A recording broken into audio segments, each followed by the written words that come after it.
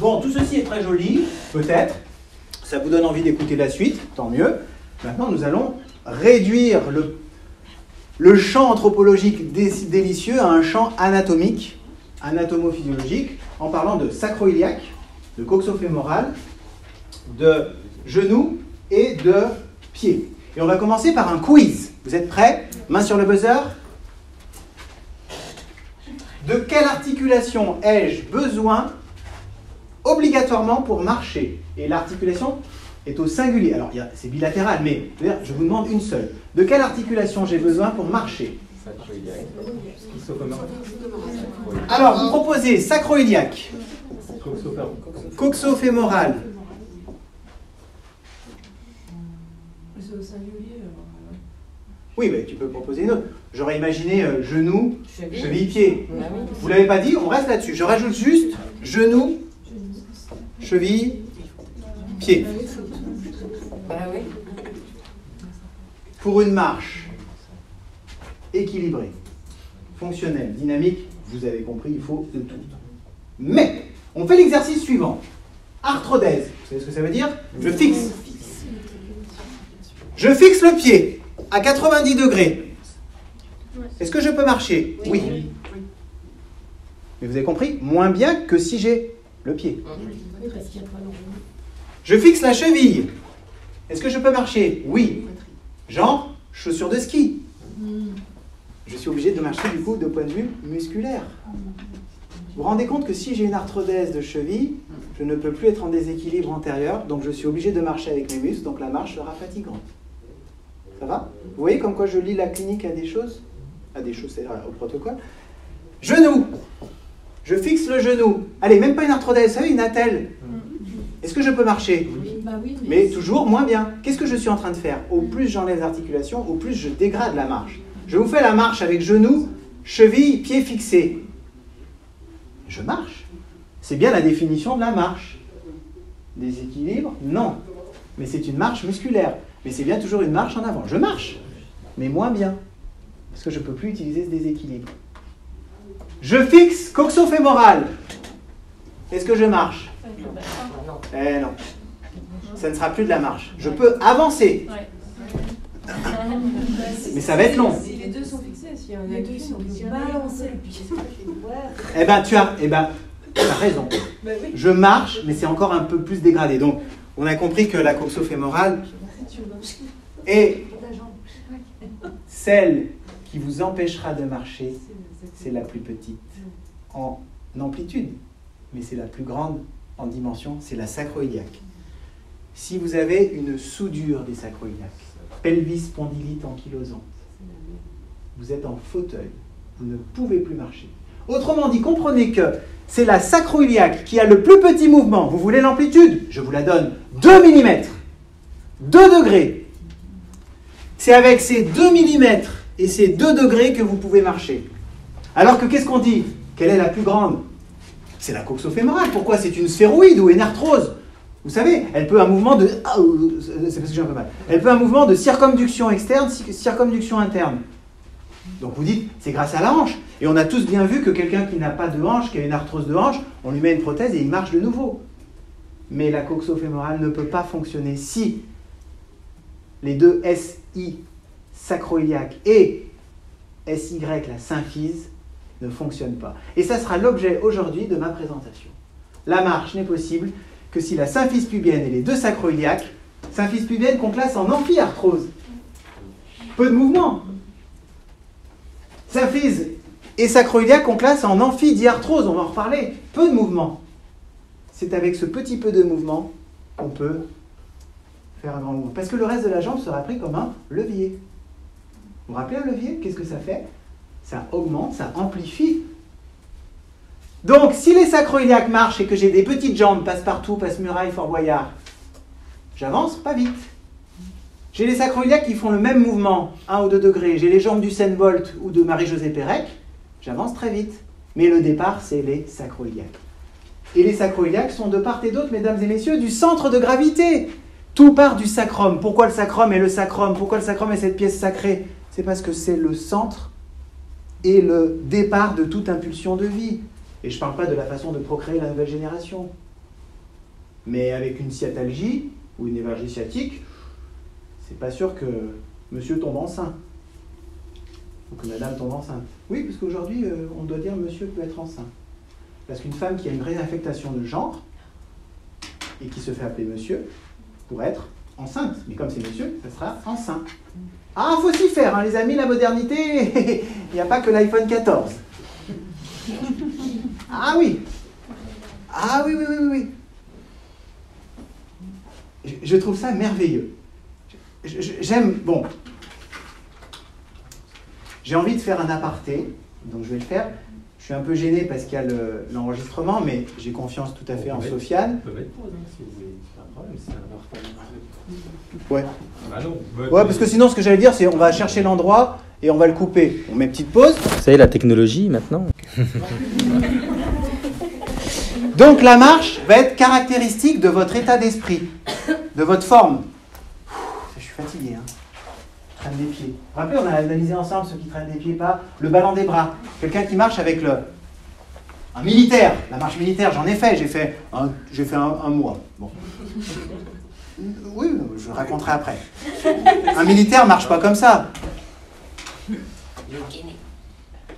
gainé, c'est nomenclaturé, le petit doigt sur la couture, on monte la main au ceinturon de celui de devant, et on alterne, et on monte la main, au moment où je fais gauche, j'ai le bras qui monte, et ça fait gauche, droite, gauche, droite, et on annonce le tempo, gauche.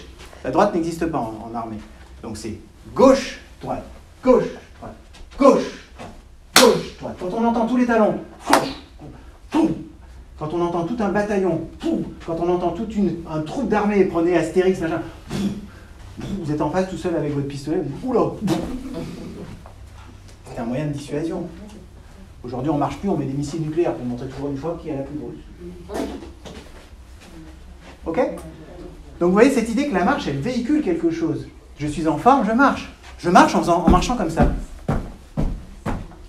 Je montre que je fais du bruit, je montre que je suis là. Je rentre. Moi, j'ai habité petit, pause. J'ai habité petit dans une maison où ma chambre était en haut d'un escalier en bois. Ah là là là là. J'ai pu étudier tout. J'ai même essayé de mettre les mains sur les murs, parcours ninja, parce que cet escalier en bois, quoi que vous fassiez. Et au-dessus, il n'y avait pas le parquet? Si, les chambres étaient là. Ça allait avec, bah oui. Donc, tu as fait le mannequin, tu as mis le traversin dans le lit, les parents sont passés, enfin surtout ma mère. Bonne nuit. Je sais pas. La clé, tu y arrives, hein. Tu mets le truc. Ouais. Mais l'escalier, oh là là, j'aurais pu mettre une corde, j'ai pas trouvé. Donc, la marche indique aussi que vous arrivez. Il y a des gens, franchement, si je marche comme ça, en fait, je suis en train de dire, j'arrive. Si vous voulez arriver discrètement, vous marchez comme ça. Si vous arrivez en marchant comme ça, c'est que vous voulez signaler au monde que vous êtes là. Donc les gens qui marchent en faisant du bruit, ils ont besoin de signaler au monde qu'ils sont là. Parce que s'ils ne font pas du bruit, les gens se demandent s'ils sont là. Parce qu'ils n'ont pas une existence très riche.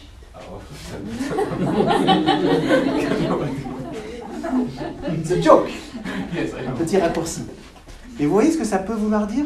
Pourquoi quand tu rentres, enfin, l'enfant qui rentre à 4h40, il va rentrer en faisant du bruit? Mais pas du tout.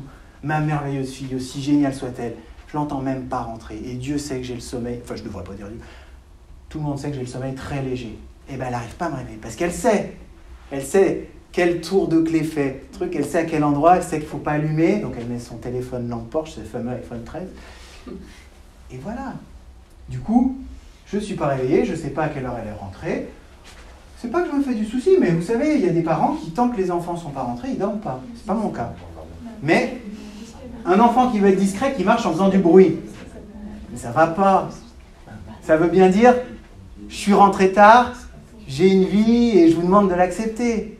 Si c'était l'idée de genre discret. Vous voyez comme quoi la marche va être une signature.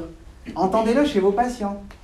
J'ai mal aux pieds, je marche en faisant du bruit. Il y a un truc qui ne va pas. Toute incohérence dans la marche doit signaler un signe qui, d'un point de vue sémiologique, doit être étudié. Justement, quand on essaie d'être discret comme ça, on a tendance un petit peu à marcher sur la pointe des pieds. Oui. Donc on est plus en chaîne antérieure alors. Oui, tout à fait. Et quand on cherche à faire du bruit, on est plus en chaîne postérieure. Tout à fait. Plus je fais du bruit, plus je suis lourd dans mon appui. Ça ne veut pas dire que je suis... Il y a des enfants de 5 ans qui pèsent 15 kilos, qui marchent en faisant du bruit. Parce qu'ils ont besoin de signaler qu'ils sont là. Plus je suis en arrière, plus je suis lourd. Plus je suis en avant, plus je suis dynamique. Entre guillemets, plus je suis en arrière, plus je freine et j'ai pas envie d'aller de l'avant. C'est pas un jeu de mots. Plus je suis dynamique, speed, nerveux, plus je suis sur la pointe des pieds. Les enfants très dynamiques marchent sur la pointe des pieds. Ils sont tout le temps sur la pointe des pieds. Ils restent pas assis en place. Et on leur demande maternelle, assis-toi. Quel est le grand passage de maternelle à primaire? Maternelle, on peut être debout, on bouge, il n'y a pas d'heure. Il y a des enfants pour qui le CP est difficile. Il est difficile à cause de la chaise. Il faut rester au moins 2 heures assis avant la pause du matin. C'est des enfants qui ont besoin à la cour de courir, de jouer au foot, de machin. Parce que le truc, c'est de rester assis. Et assis, je ne suis pas bien. D'accord? Mais on n'est pas encore prêt. Peut-être que dans les écoles, je ne connais pas, mais je crois qu'il y a un type d'école qui s'appelle Montessori. Je crois que dans ces écoles, on doit pouvoir être debout ou bouger. Vous les avez fait? Non, mais... Il y a quoi? On peut bouger? Oui. Voilà. C'est intelligent.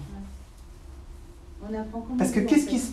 Comment? On apprend comment. C'est intelligent. Tu vois, plutôt que normer, tu dois apprendre si, mais si j'arrive pas avec cette méthode, si c'est celle-là, si c'est celle-là. Moi, je vois du piano. Apprendre le piano avec la méthode rose, faut vraiment pas aimer le piano, quoi. C'est laid, la méthode rose, auditivement. Apprendre le piano en disant la partition d'Adèle, la chanson que j'aime bien, d'Angèle, le morceau que j'aime bien, bah oui, c'est de la pop, c'est du machin, mais si j'ai envie de jouer ça, bah tu joues ça. Au moins, ça va te dire quoi? Je sais quand c'est juste, quand c'est faux, alors que Équatorial, la marche. Les doigts en petit marteau, oui. Ah, les doigts en petit marteau, ah, tiens, tu lui fermes le truc sur les doigts et puis tu lui dis c'est bon. Et là, tu dis bon, on arrête les cours ensemble. Ouais, Juste à partir Montessori. Montessori ou Montessori? Souris, c'est bien. Ouais, souris d'agneau. Effectivement, je trouve ça pas mal, mais il y a des ergots qui vous diraient que ça renforce aussi les difficultés. Parce qu'un enfant qui a des difficultés sur une matière, il ne va pas y aller spontanément, il va aller chercher. Les amis, les amis, tout est relatif. Rien ne fonctionne pour tout le monde, en tout temps, en tout lieu. Montessori est très bien pour certains enfants. L'école classique est très bien pour certains enfants. Le privé est très bien pour certains enfants. Le privé catholique est très bien pour personne. Surtout le collège et le lycée Charles de Foucault. Règle mes comptes. Non mais enfin bon, quand vous n'avez pas de culture catholique, qu'on vous met au collège pour vous cadrer et que vous êtes collés tous les midis pour aller apprendre la catéchèse dont vous vous moquez, vous êtes dit à un moment, elle est où l'intelligence? Et puis qu'il faut aller à la messe et puis qu'on peut aller à côté de Mouloud, dans la chapelle. Moi, ils m'ont fait ça. Alors, à il y avait Mouloud et moi, c'est quoi ton prénom? Rappelle-moi ton prénom. Lucille. Lucille, écoute bien. À Charles de Foucault en 85, c'est pas grave. À Charles de Foucault en 85, il n'y a pas Mouloud. Ah ouais, moi j'avais Mouloudard, moi. Il y a Chevignon. Il était très gentil, je l'aimais beaucoup. Il y a Chevignon, il y a pas Mouloud. Mouloud, il arrive maintenant parce que Charles de Foucault est obligé d'avoir des quotas. Ouais, non, Charles de Foucault, il est... On était en avance dans le Jura, on les avait déjà. C'est ça, c'est une histoire de fromage, le vieux comté est meilleur. Bref, donc, vous avez compris que cette marche, elle a une signature, et chacun aura une signature de marche, mais qui n'est pas à vie. Une signature qui dépend de votre état du moment. Lucille peut marcher le lundi différemment du mardi en fonction de son état de forme physique. J'ai mal, je boite un peu, mais je me suis coupé l'orteil en me coupant l'ongle, un truc débile. Je pose pas le pied, ben voilà, je boite. J'ai une signature du moment, c'est-à-dire que ma marche correspond à un état de forme du moment. Et tout ce que je vous dis depuis toujours, s'il vous plaît, comme ce que vous dites, c'est relatif. Aucun traitement, aucune orthèse, aucun mot, aucune structure n'est valable pour tout le monde, tout le temps, en permanence. Des fois, on a besoin de changer. Et être capable de changement, c'est bien l'idée de mobilité. Et la marche, c'est être capable de changer. Si je ne suis pas bien à un endroit, je marche vers un autre endroit. Et de cette possibilité de changer de lieu peut provenir l'épanouissement. De l'interdiction de pouvoir marcher, j'ai en peur terrible la notion de milieu carcéral. J'ai une peur terrible de cet endroit, dans l'idée d'être dans une cellule, mais même dans le milieu carcéral, il y a des pause où on force les détenus, on demande aux détenus d'aller marcher. Il y a un tour de marche, les 100 pas à la cour, même ceux qui sont... Alors ce qui me fait peur, j'ai vu ça dans un film que était marrant, on fait d'une série Orange is the New Black, là, c'est que cette idée d'isolement où on vous amène le bateau, vous ne pouvez pas sortir, il faut quand même marcher. Et cette essence du mouvement, par exemple, c'est Georges Pilates qui, dans sa cellule, a inventé avec son lit des mouvements à faire et qui en est aujourd'hui l'inventeur de ce qu'on appelle le Pilate. Qui fait... s'adapter. Qu'est-ce que je peux faire pour quand même bouger? Même dans... J'ai vu des prisons, vous savez, des fois quand vous faites des visites dans les lieux où on vous dit c'est la prison de moyenne, j'ai vu des cellules genre de 3 mètres carrés où on vous disait il y a 4 personnes dedans. C'est inimaginable d'imaginer. Et je crois que la privation la plus totale, c'est de vous attacher. Pieds-poings liés, symboliquement ou pas, c'est la façon de vous rendre plus humain. Si la marche est la spécificité humaine, il y a une torture qui pourrait consister à vous empêcher de bouger. On vous inflige rien, pas de piqûre, pas de courant, pas de truc, pas de lampe dans la figure, juste on vous attache. Mais il y a toutes les raisons de, si tu n'es pas mentalement capable de résister à ça, toutes les raisons de devenir fou, voire même d'en mourir ou de souhaiter en mourir. Tous ces gens qu'on entend enfermés dans des situations qui en ressortent. Enfin, je ne vais pas faire l'apologie de quelque chose, mais quand j'ai entendu, je ne sais pas quelles étaient ces conditions de détention carcérale, mais Nelson Mandela qui sort, qui est de nouveau plein d'amour pour tout le monde, alors que tout le monde dirait j'en veux à la terre entière, tu te dis mais heureusement que c'est le prix Nobel, mais même plus quoi. Enfin, c'est quelqu'un à toucher, quoi, à voir. Vous imaginez cette idée maintenant de prison corporelle? Ça va être dur ce que je vais dire. Imaginez les prisons corporelles du handicap. Je veux bouger, mais mon corps ne me le permet plus. Je ne sais pas si handicap de naissance ou handicap acquis par traumatisme peut être comparable, et je ne veux pas les comparer.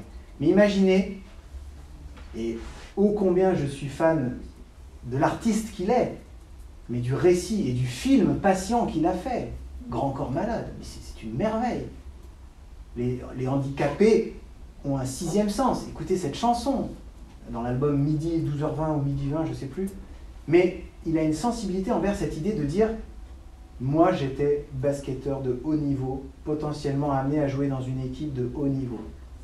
Je fais le couillon dans une piscine, je me retrouve tétra. » Il va dans un centre avec l'idée, il entend des médecins qui parlent à ses parents, il ne marchera plus. Il en a fait une chanson, il faut les écouter, enfin, vous faites ce que vous voulez, mais il s'est battu, il a gardé espoir, il a écrit, sa plume est devenue son moteur, il a remarché. Voyez le film Patient, c'est une invitation. Il a marché, et il marchait en secret, car ses copains de fauteuil, il ne voulait pas leur montrer qu'il marchait, parce que lui, il est dans la situation où c'est réversible, alors que les autres, c'est impossible. Et il s'interdisait de montrer qu'il marche et que c'est possible, parce qu'il avait honte de pouvoir remarcher, alors que les autres, ils savaient qu'ils ne pouvaient pas. Ce film est d'une profondeur qui montre combien la marche est une louange au cœur. Vous entendez que dans mes mots louange, vous avez compris qu'il y a de la laïcité, hein, mais vous louez qui vous voulez, mais rendons-nous compte que le corps est quand même génial, mais quand il est physiologique. Donc un handicap de naissance, des poliomyélites, des maladies qui vous rendent avec un handicap, et vous entendez malgré ça des gens... Moi, je ne sais pas pleurer. Je pense avoir un blocage lié à la naissance ou je ne sais quoi, je n'ai pas de larmes. Eh bien, Théo Curtin, pas de bras, pas de jambes, champion de natation, papillon, qui a traversé le lac Titicaca en rame, qui fait des films, qui est de partout, et qui te dit, parce que c'est pas de le voir que ça me touche, et qui te dit, mais jamais j'aurais pu connaître ça si j'avais eu mes bras, mes jambes, et qui vous dit, en gros, non seulement qu'il ne regrette pas, mais qu'il reprenne ça. Et là ça, je prends, je sais pas, une sorte de boule, de truc, alors que moi, c'est ma telle... j'imagine, moi, si on m'ampute d'un doigt, je veux dire, oh, comment je ferais, et d'entendre. Il y a aussi un autre type qui est génial, c'est un joueur de tennis en fauteuil roulant, qui fait du handi-tennis, qui vous dit, il est champion du monde, hein, c'est le plus grand. Il dit, ah mais moi je regretterais jamais ça. Si j'aurais jamais pu avoir ma carrière en valide. Enfin, je dis pas que c'est une leçon de vie, quoi que ce soit, moi je dis juste que ça m'émeut. Parce qu'en me transposant, je me dis, mais je sais pas ce que je pourrais faire, moi, si on me disait ça. Mais en fait, c'est assez logique. C'est l'adaptation, c'est la capacité Ah, à écoute, s'adapter. Lucille, c'est assez logique, je l'entends, mais il faut pouvoir le faire. Hein. Ouais, mais quand vous savez le faire, ça vous donne une force énorme. Ah, Vous mais... voyez ce que je veux dire? Bien sûr. Qui vous dépasse, vous et nous tous. Ah, oui. Une fois que tu as réussi à le faire, tu te dis, bon, ok, je suis capable. Mais le handicap, Bon. Donc, je vous avais compris que à chaque fois que je vais dire quelque chose dans la marche là qui va arriver, et que vous dites, oui mais c'est pas possible si on a une blessure, un machin. Non, je parle de la marche qu'on va prendre dans la physiologie. Et je ne veux pas dire quelqu'un de normal. Je crois qu'il faut arrêter ce mot. Il n'y a pas des gens normaux laissant partir du principe que les autres sont anormaux. Il y a des gens qui sont dans une référence et il y a d'autres références. Et aujourd'hui, la pluralité, et franchement, vous savez, bibliquement, je ne suis pas calé, hein, mais on a reproché à la femme d'accéder au savoir, la Ève qui croque dans la pomme, tout ça, et on a laissé le savoir aux hommes, ce qui fait que la religion catholique s'est construite sur une masculinité. On ne peut pas être femme prêtre, alors que dans d'autres religions, il peut y avoir des femmes qui ont accès au savoir. Je pense en pasteurs, protestants, anglicans, je crois. Ils ont le même Dieu, hein, mais ils ne l'interprètent pas de la même façon. Enfin, ils interprètent les textes pas de la même façon. On referme cette parenthèse. Mais je suis convaincu, c'est pour ça que j'aime être une femme, je suis convaincu de l'impulsion féminine première, et je suis convaincu que la libération de la parole, laissant dire les tabous, la pédophilie, des trucs comme ça, vient de cette force qu'ont les femmes de dire eh ben no bra, eh ben me too, eh ben bidule, on dénonce. Même les pseudo-vulgaires comme des Blanche Gardin, comme des artistes, ont fait énormément. Enfin, je veux dire, la cérémonie de César, Florence Foresti, Blanche Gardin. Blanche Gardin sur un sketch dont je ne peux dire le nom, mais ça commence par F, ça termine par N. Ouais. Bah, c'est quand même féerique. Ben, la première fois qu'on le voit, ça dérange quand même. Enfin, ça... Mais c'est le but. Et puis après, il faut le revoir. Mais après, tu te dis voilà. Bon. Donc, vous voyez cette idée que il reste quand même une différence de marche, et la marche masculine et féminine n'est pas la même. Pourquoi? Quiz. Pourquoi la marche féminine et masculine n'est pas la même? Il y a deux raisons. Une raison qui va faire sourire un peu, anatomique. Une autre raison qui ne fera pas sourire, mais qui est anatomique aussi. Pourquoi? C'est le bassin, non? Exactement. Jusqu'à la puberté, le petit garçon et la petite fille ont exactement le même bassin. Qu'est-ce qui se passe à la puberté? L'arrivée hormonale va augmenter la hauteur du bassin masculin et va augmenter la largeur du bassin féminin dans le but de lui permettre de réaliser un endroit chaleureux pour l'éventuel bébé, puisque la puberté est l'âge où je peux avoir un enfant. Attention, je ne parle pas socialement, mais biologiquement, la puberté, c'est la mise en place pour avoir un enfant, donc pour pouvoir l'accueillir. Donc les femmes ont un bassin plus large que les hommes. C'est pour ça que les filles jusqu'à 12-13 ans, si on prend la puberté à l'époque, hein, maintenant ça va être 10 ans, ont un aspect filiforme qui peut faire qu'on utilise leur corps sur certaines photos de mannequinat et ainsi de suite, alors que de toute façon, à partir du moment où le jeu des hormones arrive, mon corps va changer, va s'élargir. Et quand il s'élargit, pour certains esthètes, mannequins, photos, c'est plus le canon de beauté. Donc cet élargissement de bassin va faire que mes hanches sont plus éloignées. D'accord? Donc une fille pourrait avoir un écart entre les pieds plus important que le garçon. Quelle est l'autre raison? C'est pas qu'aucun anatomique pour qu'il y ait une différence. Non, l'entrejambe, pas le pénis, parce qu'il est devant, mais l'entrejambe. Une fille entrejambe n'a pas ce scrotum avec les testicules qui peuvent être un lieu de frottement de gènes. Bon, oui, non mais attention, oui. Mais garçons et filles peuvent avoir les mêmes cuisses et le frottement. C'est simplement que le frottement, c'est un frottement de muscles Il n'y aura pas les petites cacahuètes au milieu qui peuvent dire « aïe ». Voilà. Donc, qu'est-ce qui change? Ça veut dire que la fille, comme elle a le bassin plus large, pour marcher, va réaligner ses pieds. Elle ne marchera pas comme ça, les pieds parallèles. Elle va réaligner ses pieds. Donc une fille marche comme ça.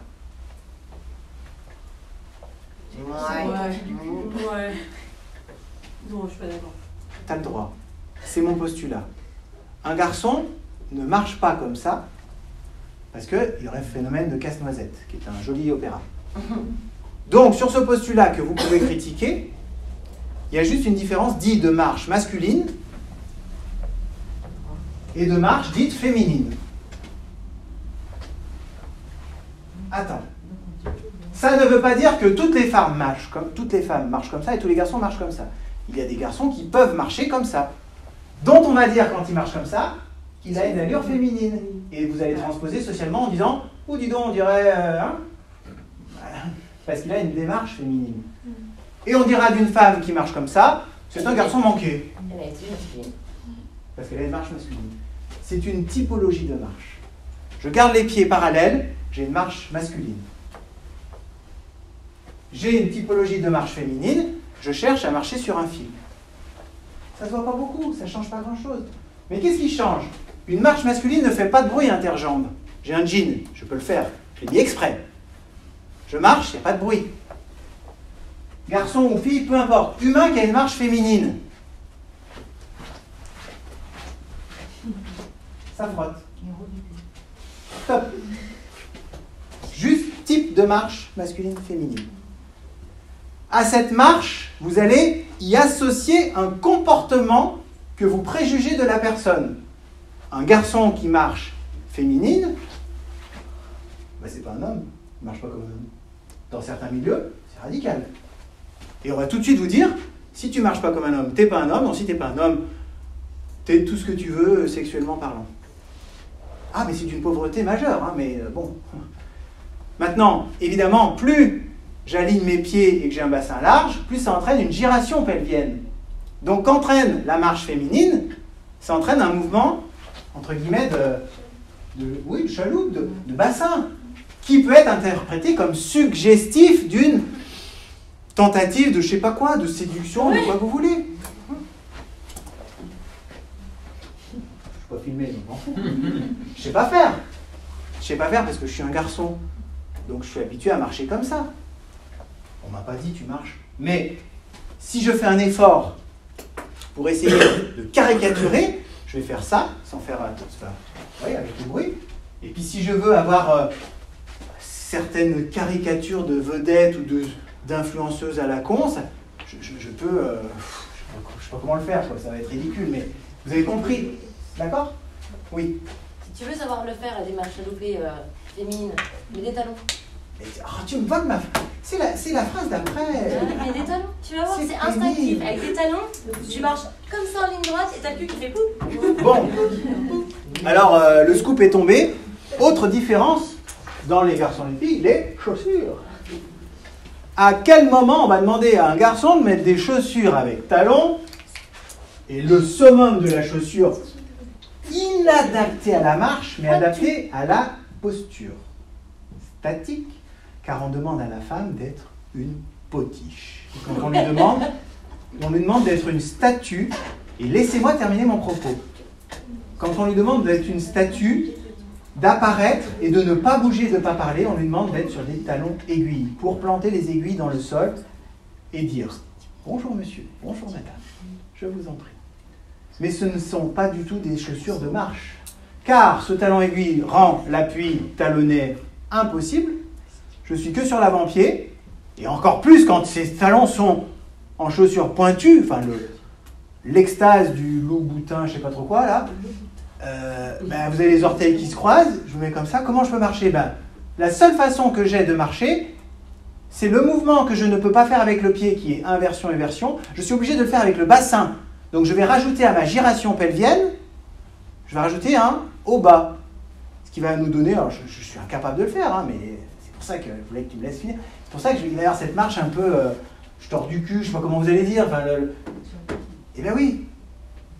Et pourquoi on demande à la fille d'avoir ses talons? Parce qu'on lui demande de ne pas s'adapter, de ne pas bouger, de tenir la place qu'on lui demande de placer. C'est culturel. Demander à une fille de mettre des talons aiguilles dans un dress code vestimentaire, c'est lui demander de tenir la place qu'on lui demande de tenir, et c'est tout. Tu ne sors pas de la case, tu ne sors pas du point que je t'ai mis sur le sol, sur lequel je te demande de rester. Ça, non, c'est pas ta place. Toi, tu restes là. Donc, tous les salons, le summum, je trouve, c'est le salon de l'automobile, putain, le lieu le plus masculin de l'époque, où aucune automobile n'est présentée par, ou la F1, ou la boxe, le lieu de masculinité de pugilat, où vous avez la potiche. Madame en maillot de bain, ronde 2, ronde 3, Formule 1, Madame qui tient le parapluie au jeu. Hôtesse du salon de l'automobile. Tailleur rouge, mi-cuisse, truc, si possible, un peu échancré. Je n'y connais rien à la voiture, mais on s'en fout. Et vous voulez essayer la Porsche? Et on ne te demande pas de bouger, on te demande de faire la commère, c'est-à-dire fléchir un genou. Et quand la personne est passée, de retourner sur les deux jambes. À gauche, le modèle V40. À droite, le modèle V50. 500 000, 400 000. Et ces filles, toute la journée, entendent la même phrase. Vous êtes livré avec la voiture? Oui. Non, monsieur. Non, mais j'ai fait hôtesse. Dans le milieu automobile.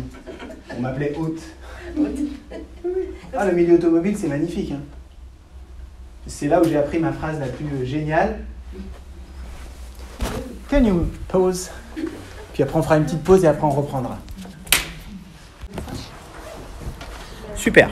Allez, donc on va continuer à partir du modèle de marche modélisé que je vous avais proposé.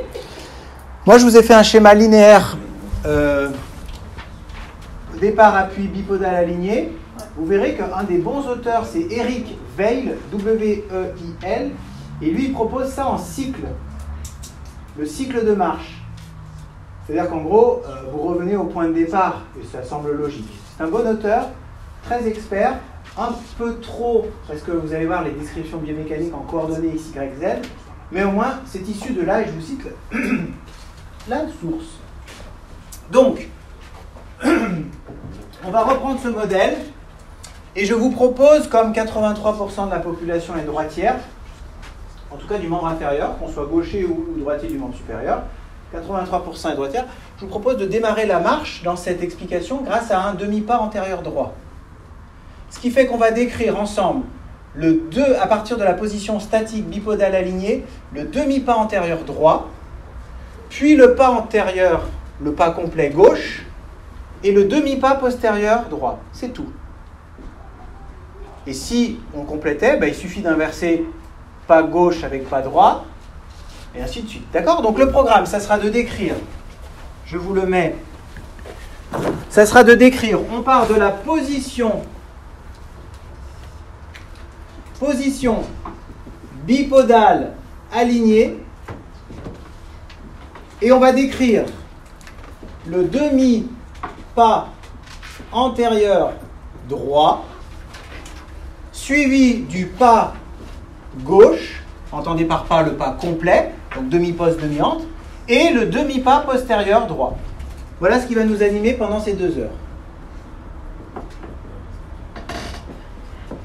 Évidemment, vous trouverez dans la façon d'inverser et de dire ce qu'on a vu à droite se passe à gauche, quand vous faites le demi-pas antérieur gauche, le pas droit et le demi-pas postérieur gauche. Et on ne va pas tout décrire puisque c'est la même chose de l'autre côté. D'accord ?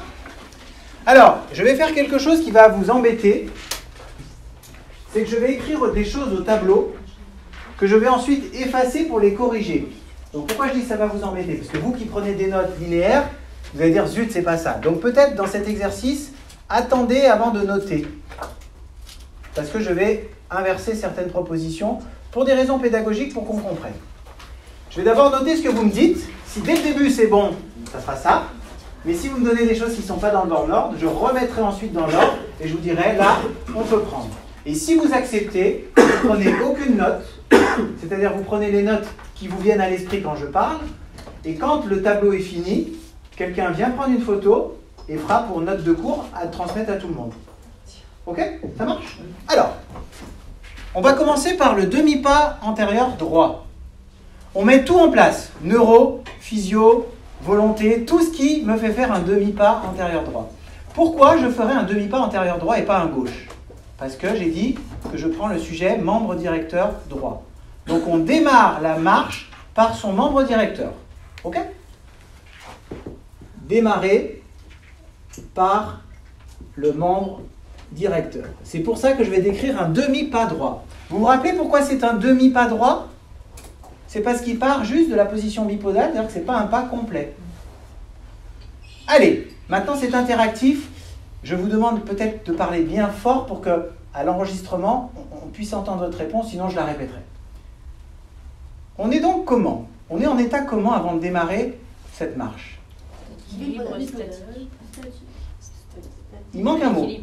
Équilibre. Statique, oui, mais équilibre, puisqu'on ne bouge pas. Équilibre stable.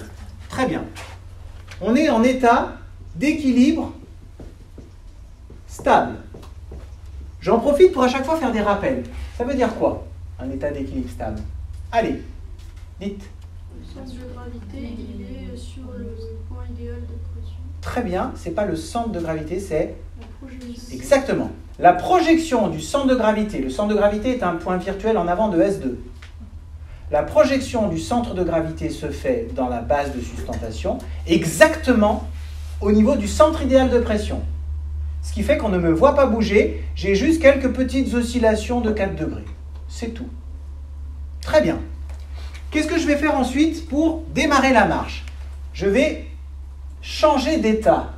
De cet équilibre stable, je vais passer en avant. Équilibre instable. Équilibre instable, parfait. En faisant quoi? Pardon. Non, Relâchant les chaînes postérieures. très bien. Pourquoi je te dis non? Parce que si tu dis en me penchant vers l'avant, ça laisse supposer que j'ai une action des fléchisseurs qui me fait aller en avant. Alors qu'en fait, c'est on relâche le frein. Tout à fait. On va relâcher la chaîne postérieure qui va me donner plus d'amplitude. Qu'est-ce qui va se passer dans cet équilibre instable? La projection du centre de gravité ne se fait plus au niveau du centre idéal de pression, mais s'approche de la limite de la base de sustentation antérieure, sans jamais sortir du périmètre. Donc, équilibre stable. Comment? Relaxation de la chaîne postérieure. Et dis donc, on va préciser, on relâche quoi? Fessier, ischio, triceps. Ok? Fessier, ischio, triceps. C'est pas dur de les relâcher, c'est des muscles super puissants. 3000 newtons, 2000 newtons, 1000 newtons, 6000 newtons de dispo. On relâche un tout petit peu, on est en équilibre instable. Ça me permet quoi cet équilibre instable? Si jamais je ne veux pas partir, j'ai la possibilité de revenir. J'ai commencé, j'ai amorcé le mouvement, mais je révise mon jugement et je n'y vais pas. Si je continue à relaxer cette chaîne postérieure, qu'est-ce qui va se passer? Tout à fait. Départ vers l'avant, ce qui va me mettre sur la pointe des pieds. Vous vous rendez compte, je relâche les triceps et finalement ça me laisse aller sur la pointe des pieds. Et je vais être dans un état de déséquilibre antérieur.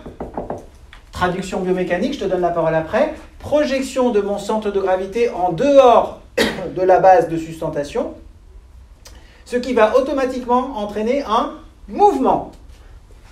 Pardon. Question. Est-ce qu'on peut considérer que la relaxation de la chaîne postérieure, c'est quand même un influx nerveux moteur? Bien sûr. Ouais. Alors, Bien sûr. En Bien fait, sûr. on dit on veut avancer, donc du coup... Je me suis mal exprimé. Aucune de ces actions n'est passive. Elles sont toutes actives, c'est-à-dire c'est la participation volontaire d'un motoneurone sous l'action du cerveau cortex frontal, pariétal, zone motrice, qui va dire je relaxe. C'est une contraction excentrique. Vous vous rappelez? Contraction concentrique, ça raccourcit, contraction excentrique, ça allonge. Je relaxe, mais c'est volontaire, bien sûr. Je relâche un petit peu, je passe d'équilibre stable à instable, Je relâche beaucoup, je passe d'équilibre instable là, et ben voilà. Vous vous rendez compte que je viens de le faire, ce pas. Je viens de faire mon demi-pas. C'est le mouvement qui a été généré. Maintenant, on va le décrire. Comment je le fais, ce demi-pas antérieur? Allez, regardez, j'essaie. C'est très dur, hein. C'est pas pour eux. Mais qu'est-ce que je vais faire, en fait? Il va y avoir forcément, qu'est-ce que je dois ajouter? Si je ne fais pas ça, je tombe. Il va forcément y avoir besoin d'une flexion. Flexion de quoi? Eh bien, non. Comme tous les réflexes du corps, triple flexion. De hanche, genou, cheville. D'accord? Je note et je te parle. Enfin, je te parle. Tu poses ta question après. Triple flexion. Est-ce qu'à votre avis, parce que votre avis, on va le laisser de côté. Est-ce qu'à votre avis, c'est une programmation proximo-distale ou disto-proximale? C'est-à-dire, est-ce qu'on commence par une flexion de hanche, puis genou, puis pied, ou on commence par pied, genou et hanche? Proximo-distale. Coxo, genou, pied. Très bien.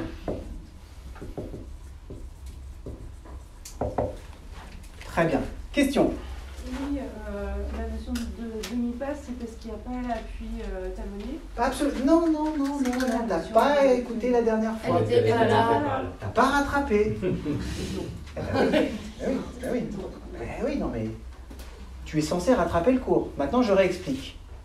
C'est pas une histoire, j'ai jamais parlé du pied qui aura une phase taligrade, plantigrade, digitigrade. J'ai juste parlé du pied comme l'ensemble pied. Un pas, c'est un mouvement qui va être global de ce point à ce point. C'est-à-dire, ici, je suis en position où je vais faire un demi-pas postérieur, puisque ma jambe est en arrière, plus un demi-pas antérieur, puisque ma jambe est en avant. L'ensemble, demi-pas postérieur plus demi-pas antérieur, fait un pas. Okay? On ne parle pour l'instant absolument pas du pied, on en parlera à la fin, pour ce qu'on appellera l'attaque du sol, qui est le talon, le déroulé du sol, qui est la phase plantigrade, qui va nous faire passer d'externe à interne, puis la propulsion première motrice, qui va nous faire passer de l'appui du 5e jusqu'au 2e, et la dernière impulsion motrice, qui sera la propulsion de l'hallux, liée exclusivement au long fléchisseur de l'hallux. Et ça, on le fait à la fin. Ok? On reprend. Il y a un préalable que l'on n'a pas donné. Ce demi-pas antérieur, qu'est-ce que j'ai besoin pour le réaliser? Je relâche. Qu'est-ce qui va faire que je fais un demi-pas antérieur? Qu'est-ce qui va faire que je marche? C'est primordial. Au moins 3 situations. Basculer de fois sur l'autre jambe? Non. Qu'est-ce qui fait que j'ai besoin de marcher et que je vais faire ce demi-pas? Pourquoi je vais vers l'avant? Pour pas tomber? Pour rattraper le déséquilibre? Non. Qu'est-ce qui fait que j'initie? Pourquoi? Alors je suis statique, je vais bouger en avant. On veut faire quelque chose. Exactement. Mais c'est primordial parce que si j'ai pas de but, je ne marcherai pas. Donc ce qui va motiver ma marche et la relaxation, c'est la nécessité de réaliser une action. Qui va être quoi? Aller vers quelque chose. Si je marche, c'est par exemple pour aller ouvrir la porte, parce que ça a toqué. D'accord? Je vais avoir ce demi-pas antérieur. Si j'ai pas la porte qui toque, je n'ai pas à faire ce demi-pas. Donc j'ai besoin d'une motivation. C'est pour ça que je vous ai dit que sur le tableau, ça va être pénible. Je vais mettre en amont l'idée préalable, une action volontaire qu'on va appeler une motivation. Alors tout simple, aller chercher le pain, besoin de faire pipi, ce que vous voulez. Autre situation. Toujours dans l'idée de motivation. Ouais, c'est ce que j'avais dit. Ouais. Il y a un truc derrière. Oui, c'est une action, toujours. Je veux fuir. Je le décide. Autre situation. Une force. On Ouais. est poussé. Et ben voilà. Je décide rien, mais on me pousse. Je suis derrière. Tu viens? Viens. Rappelle-moi ton prénom. Walim. Walim, viens. Je joue le jeu. Je sais que tu vas le faire. T'es cool, hein? Je ferme les yeux. Et quand tu le décides, tu me pousses un petit peu. J'ai pas décidé, mais on m'a poussé. Automatiquement, parce que j'ai un schéma coordonné de marche, merci Walim, automatiquement parce que j'ai engrangé ce système neuroprogrammé de marche, quand on me pousse, je fais le pas. Ça aurait pu être quoi? Dans le métro, il y a un coup de frein. D'accord? Donc là, c'est pas un mouvement volontaire. C'est un mouvement réflexe. Et comme je sais faire, C'est pas de problème. Et ce mouvement réflexe, je le ferai toujours jambe droite. C'est une des façons de détecter chez les personnes si elles ont un membre directeur droit ou gauche. Une des façons. Pas la seule. Je reviens pas à ça à chaque fois, vous avez compris, c'est jamais la seule, l'unique. Il n'y a que Descartes qui a dit le discours sur la méthode. Il est quand même drôlement couillu, le Descartes. Il aurait pu être un, mais dire un discours sur une méthode. Non, il a fait le discours de la méthode. Moi, je vous fais une proposition biomécanique sur la marche. Ok ? Donc, motivation ou réflexe, parce que nous avons appris tout ça. Et vous savez que nous l'avons appris, parce qu'au début, petit, vous avez réfléchi à comment marcher. Et puis, comme le vélo, comme l'écriture, qu'est-ce que vous avez fait? Comment on dit? On a automatisé. Qu'est-ce que ça veut dire automatiser? C'est sortir le cerveau de la commande de l'exécution et laisser l'exécution au cervelet et à la moelle qui vont le faire de façon autonome sans en avertir le cerveau. Comme ça, le cerveau reste disponible à si ça ne se passe pas comme il faut, je peux interagir. Ça marche? C'est pas mal de dire ça marche quand on fait un cours comme ça, quoi. Ok? Étape d'après. Vous allez bientôt pouvoir noter ce qu'il y a là. Qu'est-ce qui va faire que j'autorise ce pas en avant? J'ai dit, il y a une motivation ou un réflexe. Maintenant, imaginez une situation où je ne le ferai pas. Et ouais, devant, il y a le vide. Tu me pousses, machin, je me tourne. Jamais je ferai une marche. Donc, pour faire cette marche, vous allez dire, tout le monde n'est pas dans le vide. Mais si, c'est fondamental. Il faut que je sois sûr et que j'ai confiance dans le sol du devant. Avoir confiance en l'appui. C'est le préalable. Si j'ai confiance en l'appui et que je ne suis pas suicidaire, je fais le pas en avant. Vous avez compris l'idée de pas suicidaire. Hein, sinon, c'est le coude en arrière. Prends la photo un peu plus loin, s'il te plaît, un peu plus loin, s'il te plaît. Voilà. Certains diraient, vous faites ça avec vos beaux-parents, c'est vilain. Non. C'est vilain. Bon, donc, préalable, une action volontaire, et 2, confiance. Alors, confiance en l'appui, c'est-à-dire, je sais que le sol me le permet, d'accord? Permission de sol. On est au premier étage de l'école, c'est de la moquette, il n'y a pas de trou. Je demande à Walim de venir me pousser. Je ne sais pas quand il va me pousser, je me mets dans une situation d'incertitude, d'inconfort, mais je sais que s'il me pousse et qu'il est sympa, il ne va pas me pousser pour me faire tomber, il va me pousser, j'ai les muscles pour résister, je vais faire un pas, le pas droit, je le connais, il n'y a pas de problème pour faire cet exercice. Vous allez voir que rien que cet exercice peut être difficile pour certaines personnes dans une fragilité de confiance à elles-mêmes. Ferme les yeux, je vais te pousser, je ne te dis pas quand et on verra. Eh bien, il y a des personnes qui ne voudront pas le faire. Si elles ont mal au genou, si elles ont mal à la hanche, si elles ont mal quelque part. Prenez cet exercice, dites au patient, fermez les yeux, je vais vous pousser, il ne veut pas le faire. Ça veut dire qu'il n'a pas confiance. Je ne parle pas en lui, il a peut-être mal quelque part. C'est un exercice clinique intéressant. D'accord? Allez, qu'est-ce qui va se passer? Triple flexion, on a dit proximo-distal, avec quel type de muscle? On commence du haut, coxo-fémoral, flexion de coxo-fémoral. Psoas et... Ah non, quadriceps, d'accord. Genou, flexion. Ah non, genou, le quadriceps. Au niveau du genou, le quadriceps, il est... Eh ouais, ischio. Attention, le genou, il est à l'envers. Hein. Il n'y a pas les gastronomies. Pour la cheville, je pense. Après. Attends, regarde. Tu attends quelques secondes, je vais te dire pour le pied et tu diras gastronémie. C'est pas gastronémie, c'est les gastrocnémiens. Ouais. Genou, ischio, jambier. Appelons les noms correctement. Moi, j'aime pas bien la réduction ischio. Voilà, parce que quand on dit ischio-jambier, on a l'anatomie. Ischio, jambier. Ah ouais. Donc ça va jusqu'au tibia. Donc c'est un polyarticulaire du genou. Cheville. Cheville. C'est pas mal. Gastrocnémien. Allez, plus le solaire, donc le triceps sural. Parce que je crois que c'est un On peut l'appeler comment ce muscle aussi? L'appareil tricipito-plantaire. C'est-à-dire qu'il va chercher jusqu'au carré plantaire. Oui, le complexe, tout à fait. Eh bien, très bien. Complexe, suro, achilléo, plantaire. C'est Nico qui vous dit ça. Super. Il manque calcanéo. Oui, calcanéo plantaire. Complexe suro-achilléo-calcanéo-plantaire. Question, que veut dire complexe? C'est pas suffisant. Oui, un complexe est forcément au moins de 2 éléments, donc je suis d'accord avec vous, c'est un ensemble. Mais pour que ça soit complexe, qu'est-ce qu'il faut? Continue, je t'ai coupé. Un ensemble qui s'associe. Oui. Qui ont le même objectif. Oui. Oui. Travailler ensemble. Toujours. Un complexe, c'est un ensemble dont toutes les parties fonctionnent. Toujours ensemble. Oui. C'est-à-dire qu'il ne peut pas y avoir de mouvement de l'une sans mouvement de l'autre. Il ne peut pas y avoir un changement de l'une sans changement de l'autre. Très bien. Dépendant des uns des autres. Dépendants, mais qui bougent à chaque fois les uns avec les autres. Le complexe le plus simple, c'est un triangle. Si je change un angle du triangle, je change les deux autres.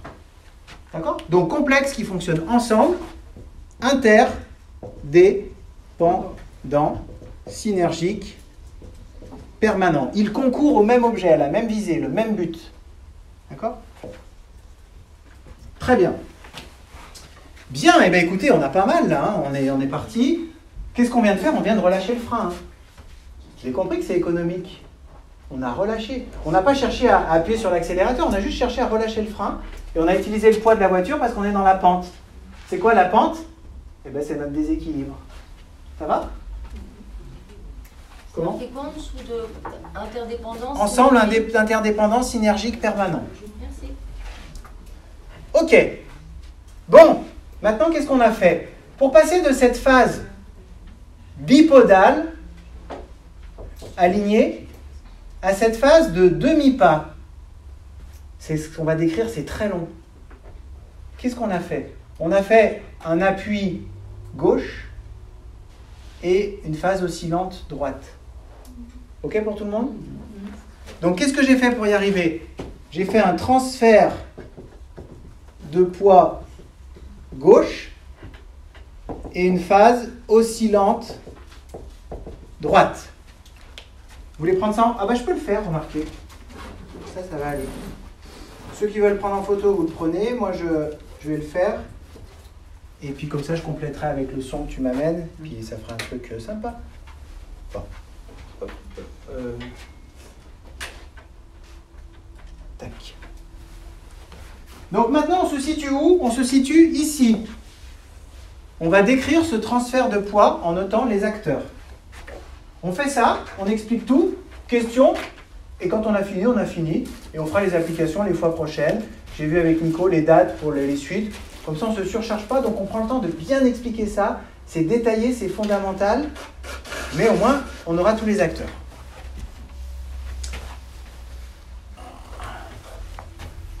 Ouf, c'est un bon exercice, ça. Alors, quand je suis en appui bipodal, aligné, ma tête, mon corps, mon bassin, mes deux jambes. Comment ça se passe? Le poids de mon corps s'exerce à partir du centre de gravité. La réaction du sol, vous êtes d'accord qu'il y a 50% du poids à droite, 50% du poids à gauche, si dans mon centre de sustentation, je suis bien sur le centre idéal de pression. Et je pars de ce cas typique, disons physiologique. Ensuite, vous aurez toutes les variations où on part du droit, du gauche, mais moi je pars du modèle standard. Donc, qu'est-ce qui va se passer? En premier, je dois faire un transfert de mon poids, donc on appelle ça un transfert de poids, ça va pour tout le monde, sur, on a dit, je dois en gros libérer le pied droit. Donc un transfert sur la gauche. En gros, soulager le pied droit, le sustenter. On se sustente, on se relaxe, on se relâche. Tiens, si on fait une petite sustentation. Pas le dire à tout le monde, hein. Les personnes dont je vous ai parlé tout à l'heure à Genève, sustentation, ça, c'est 200. Hein. Donc, soulage le pied droit. Donc, comment on va faire? À chaque fois, je le mime. C'est pas pour faire un show, c'est juste pour qu'on comprenne. Je suis en appui sur mes deux pieds. Je veux faire un transfert à gauche. Je vous écoute. Quel muscle?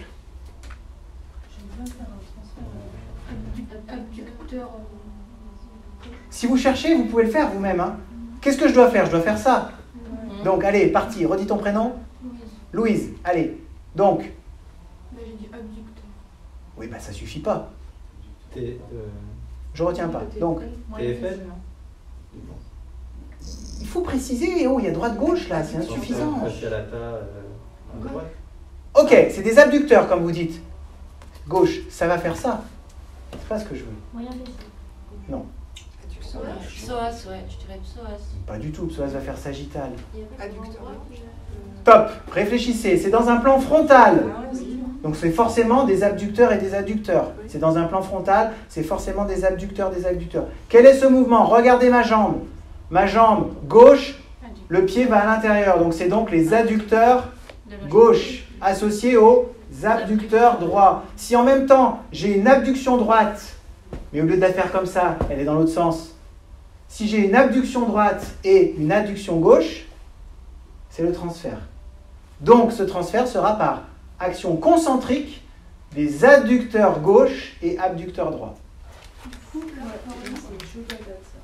Non. C'est en chaîne fermée du coup? Attends. Notez que tout le monde comprenne et on détaille. Adducteur gauche, concentrique, plus en même temps abducteur droit, concentrique. Ça suffit pas, on va les nommer. Adducteur gauche, ils n'ont pas de nom, c'est les adducteurs. Les abducteurs droits, quels vont-ils être? Ça va être le grand fessier, le moyen fessier, le petit fessier, le TFL. Tous le deltoïde fessier. D'accord? Surtout le petit fessier. Pourquoi? Parce que le grand fessier aura une autre fonction plus tard et le moyen fessier aura une autre fonction plus tard, on les voit immédiatement après. Ok? Vous avez noté? Question. Grand, moyen, petit fessier plus. Non, je viens de dire petit Oui, surtout le fessier, petit. j'ai écrit. Oui, surtout le petit. Voilà. Bon. Car les autres auront une autre fonction. Donc, dans la réalité, les trois participent, mais pour notre analyse, on va dire c'est surtout le petit pour garder aux autres la fonction spécifique. D'accord? Ok. Parfait. Question là-dessus ou pas? On était en appui bipodal, qu'est-ce qu'on vient de faire? On vient de faire ça. Donc j'ai le maximum de poids sur mon pied gauche. 100%. Qu'est-ce que je peux faire maintenant? Puisque j'ai 100% de mon pied gauche, je peux... Soulever le pied droit. Exactement. C'est bon? Louise? Du coup, c'est en chaîne fermée? Bien sûr. Enchaîne fermée. Merci, parce que c'est grâce à ça qu'on précise tout. Moi, je peux oublier des fois. Très bien. Bon, on a transféré le poids à gauche. J'ai mon pied qui est libéré. Je vais pouvoir laisser le déséquilibre aller en avant. Et entre nous, regardez quand j'étais en appui bipodal. Ce que je vous fais depuis le début. Bipodal, déséquilibre antérieur. Si le déséquilibre, il est que sur un côté parce que je laisse un pied d'appui, qu'est-ce qui va se passer? C'est pas un réel antérieur sagittal strict. Qu'est-ce qui se passe? On a une... Rotation. Ouais, mais c'est pas une rotation. C'est le bassin, donc on va dire une giration pelvienne. Comment? Je tourne à gauche. Giration pelvienne gauche. Automatiquement associé par le fait que... Oui, giration, un sens giratoire. Rond-point. Ok? Si on dit rotation, rotation, c'est dans un autre sens. C'est dans un plan horizontal. Pour spécifier, on va dire giration. Donc on aura une giration que de deux ceintures. Giration de la ceinture pelvienne, giration de la ceinture scapulaire. Ok? Qu'est-ce qui se passe? Vous êtes prêts? C'est en fait une giration automatique gauche. Ok? Ok. Parfait. Ça, c'est le Comment petit le deux. transfert Après le transfert de poids. Comment la position? Exactement. Pendant la phase oscillante. Alors attention, hein, la phase oscillante peut être rapide.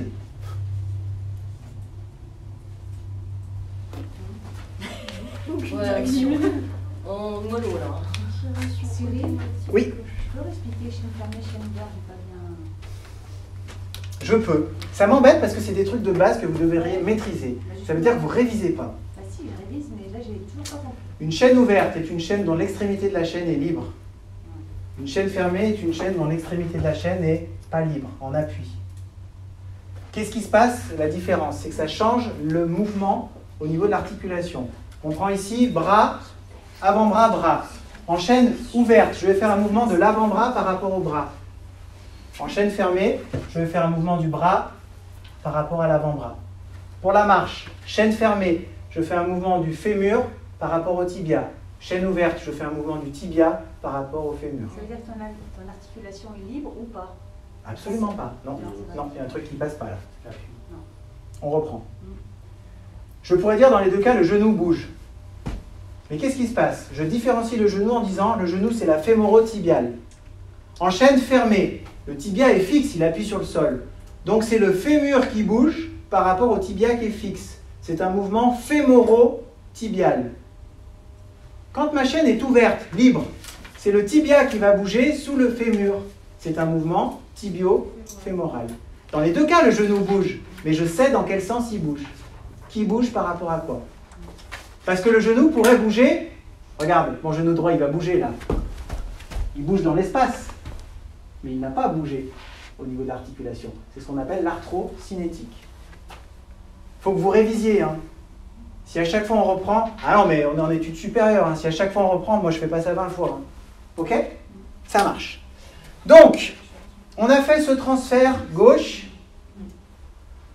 On a soulagé, on a vu que ça emmenait une phase oscillante. Ok? Avant de cette phase oscillante, qu'est-ce qu'il faut s'assurer? Pour que je prenne appui, je vais mettre, mesdames et messieurs, tout mon poids sur mon côté gauche. Il va falloir s'assurer de quelque chose. Quoi? Le membre inférieur gauche il soit assez fort pour accueillir le poids. Exactement, Louise. Donc, il faut être sûr qu'il n'y ait pas de douleur, nociception, et que le membre supérieur gauche soit facile. Et je vais le verrouiller. Comment je le verrouille? Exactement. Je vais verrouiller, verrouillage du membre inférieur gauche en extension. Vous avez compris l'extension? Extension de genou et hanche. On va être précis. Extension de fémoro-tibial et coxo-fémoral. Mais oui, mais on va être précis. Extension du genou par... Le quadriceps. Exactement. Et extension coxo-fémorale par... Parfait. Et vous allez voir que sans arrêt, ischio, quadriceps, jambiers font un rôle de l'un et un rôle de l'autre au niveau genou-coxo. Parfait. Et bien là, c'est sûr, ma jambe est solide. Je peux m'appuyer dessus. Mais il me reste une articulation à verrouiller. Laquelle? Non, on va la laisser souple, la cheville. Le genou, il vient d'être fait.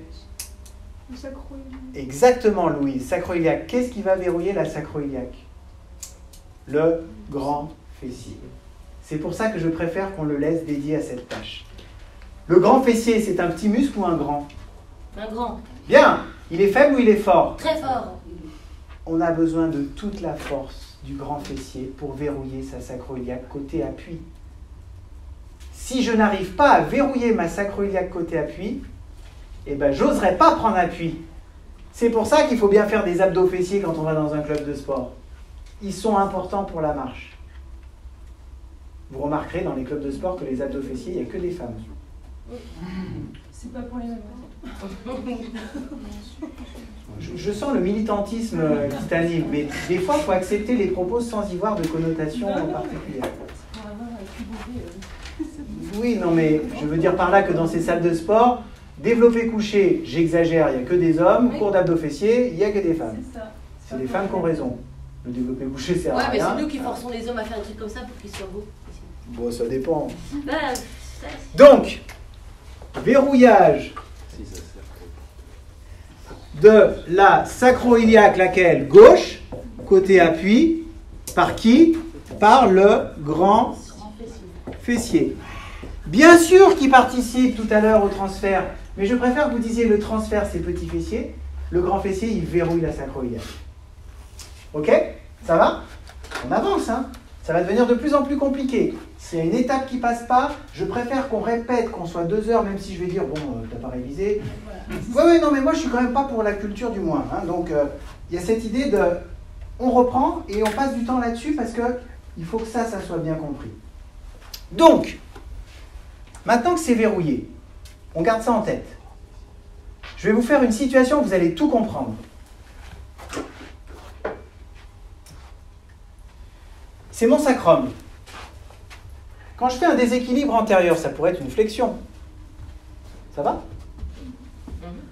Si mon sacrum fait une flexion parce que mes lombaires font une flexion, il va faire ça. À l'intérieur des sacro-iliaques. Mes mains sont les iliums. Vous voyez le mouvement? Si j'ai un côté qui est bloqué, mon sacrum ne peut faire qu'un mouvement De rotation. ne peut faire qu'un mouvement unilatéral du côté de la sacro-iliaque qui est libre. On verra que ce mouvement porte le sacrum en bas, en avant, et ce sera ce qu'on appellera une torsion sacrée. C'est pour ça que je grimace à giration. D'accord. Le fait de bloquer, faisons simple, chronologique, le fait de bloquer la gauche ne permet qu'un mouvement à droite. Parfait. Donc, le verrouillage de la sacro-iliaque gauche permet uniquement un mouvement dans la sacro-iliaque droite. Ce mouvement, on va le détailler. On a besoin de l'anatomie de la sacro-iliaque. Oui? Moi, je comprends pas bien pourquoi la giration automatique gauche, elle arrive avant les verrouillages de la jambe. Non. Je vous ai dit, je vais faire des choses qui ne vont pas vous plaire. C'était pas forcément dans l'ordre, mais on le note tel que ça vient et ensuite on mettra tout dans l'ordre. Ah, d'accord, ok. Ok. C'est pour comprendre les différentes étapes et après on fait la chronologie. Ok? Donc à partir du moment où je ne peux faire qu'un mouvement dans la sacro-iliaque droite, ça sera un mouvement du sacrum unilatéral. Ok? Sacrum, mouvement unilatéral. Qui est capable de faire le sacrum comme mouvement? Un mouvement de flexion et extension. Donc qu'est-ce qu'on va dire s'il fait la flexion d'un côté? Eh bien c'est son hémibase qui va aller en bas et en avant. Ça va pour tout le monde? Oui, mi-base. Ah. Vous n'avez pas vu l'anatomie du sacrum? Mi-base, non. On n'a jamais utilisé ce terme. Bon, vous n'avez pas vu l'anatomie du sacrum, quoi. Si vous avez vu que c'est un triangle, franchement... Sacrum. Vue latérale. Plateau sacré, Oui. avec une pente sacrée de 30 degrés. Oui. Crête sacrée, S1, S2, S3, S4, et on ne sait pas trop. Articulation sacro-coccygienne, d'accord? Ici, vous avez la fin du canal vertébral qui est le canal sacré, d'accord? Et c'est tout ce qu'on peut dire.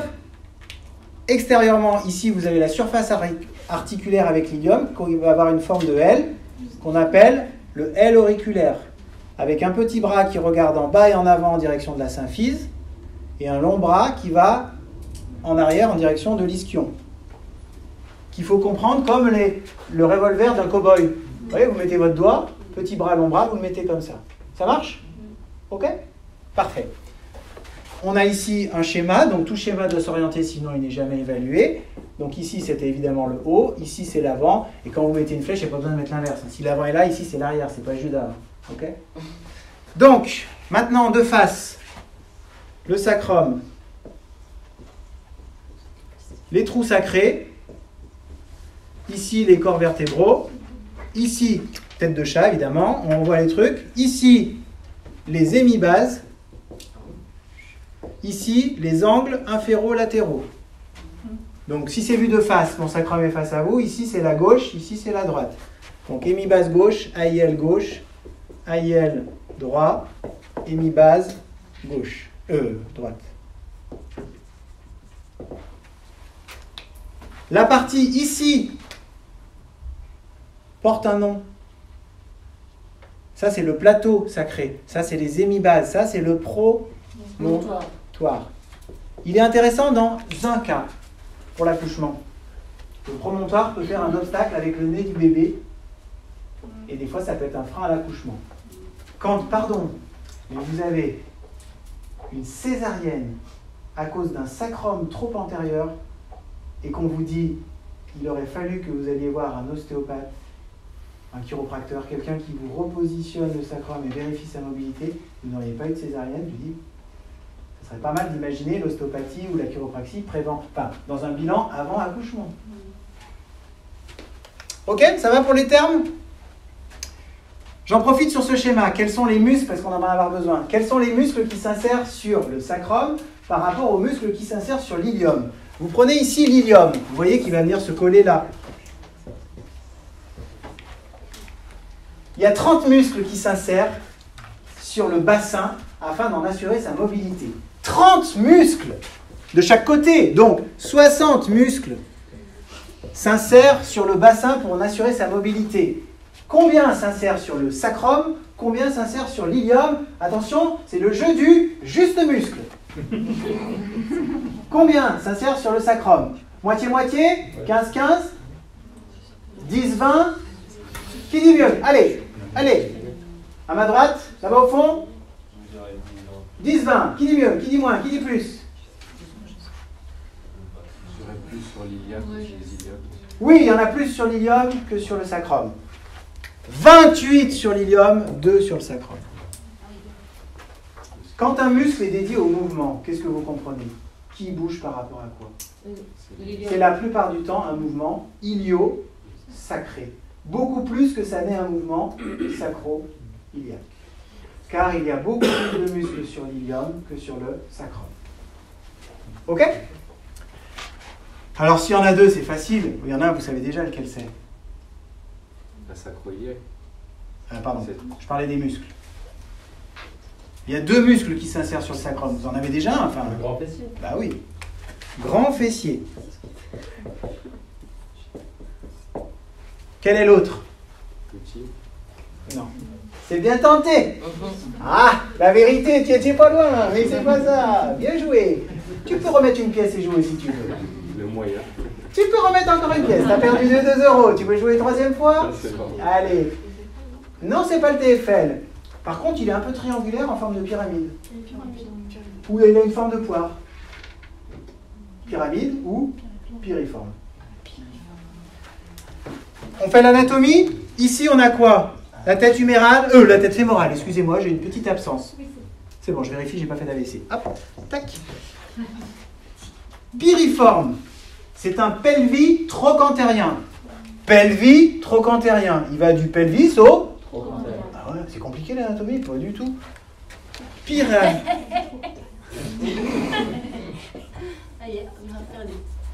Piriforme. Pourquoi il faut préférer l'appeler le piriforme? Parce qu'en fait, il y a un pyramidal du bassin et un pyramidal de l'abdomen. Et si on dit que pyramidal, on peut se tromper. Pourquoi le piriforme est important? Vous allez le voir. Mais anatomiquement, il est perforé par un nerf qui en fait un syndrome terrible. Le piriforme est perforé par le nerf? Exactement.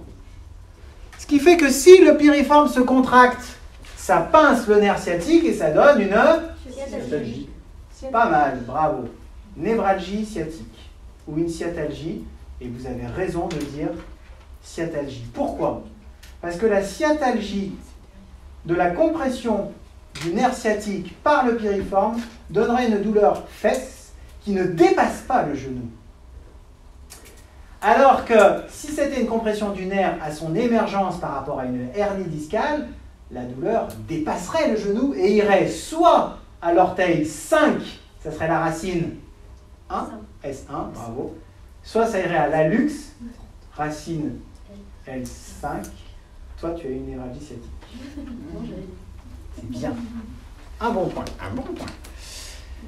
Bon, donc ça permet de différencier les névralgies sciatiques qui seraient plutôt d'origine centrale discale de la sciatalgie, vous avez tout à fait raison, qui serait plutôt la compression musculaire liée au piriforme.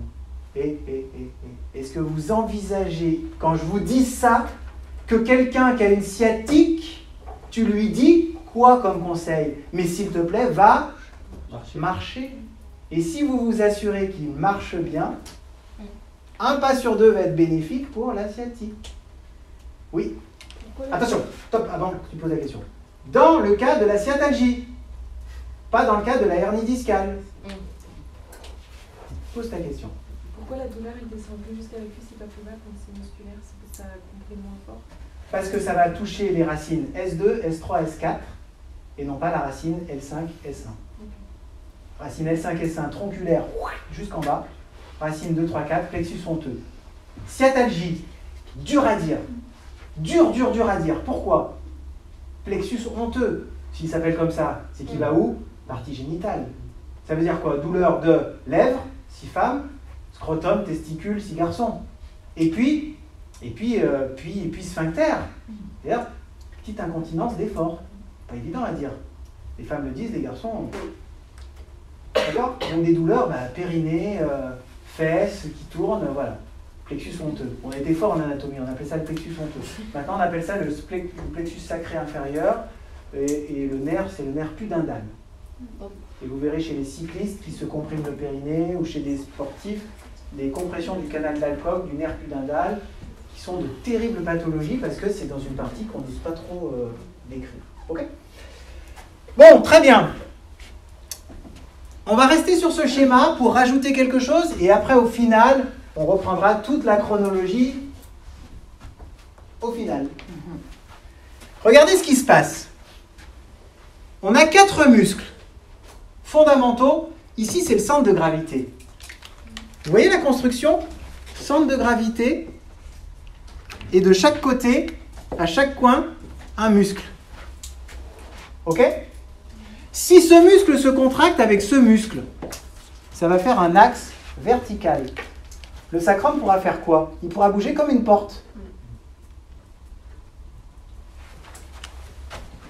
Si ce muscle se contracte avec ce muscle, les deux grands fessiers se contractent, ça fait un axe horizontal. Comment on va pouvoir bouger le sacrum? Une porte de chat. Une porte de chat. Une porte de chat. Je prends. Dans ce cas, on appellera ça le chakrum. Ok? Et maintenant, plus intéressant, si le grand fessier se contracte avec le piriforme opposé, ça fait un axe oblique qui va permettre un mouvement. Vous le voyez arriver? Le grand fessier a verrouillé la sacro-iliaque. Qu'est-ce qui va se contracter? Le piriforme opposé. Et il va pouvoir y avoir un mouvement de torsion. Ok? On reprend ça. Vous l'avez compris? Cette torsion, ce mouvement, ça va être un mouvement de torsion sacrée qu'on va appeler antérieur. J'échoue.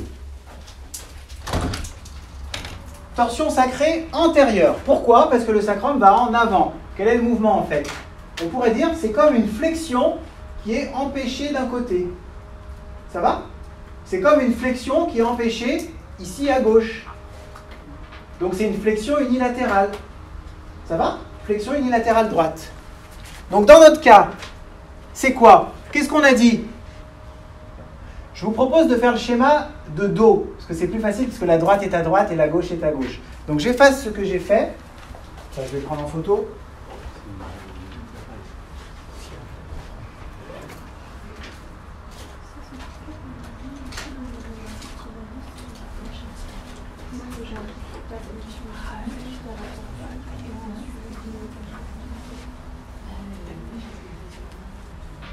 Allez, je fais le schéma de dos.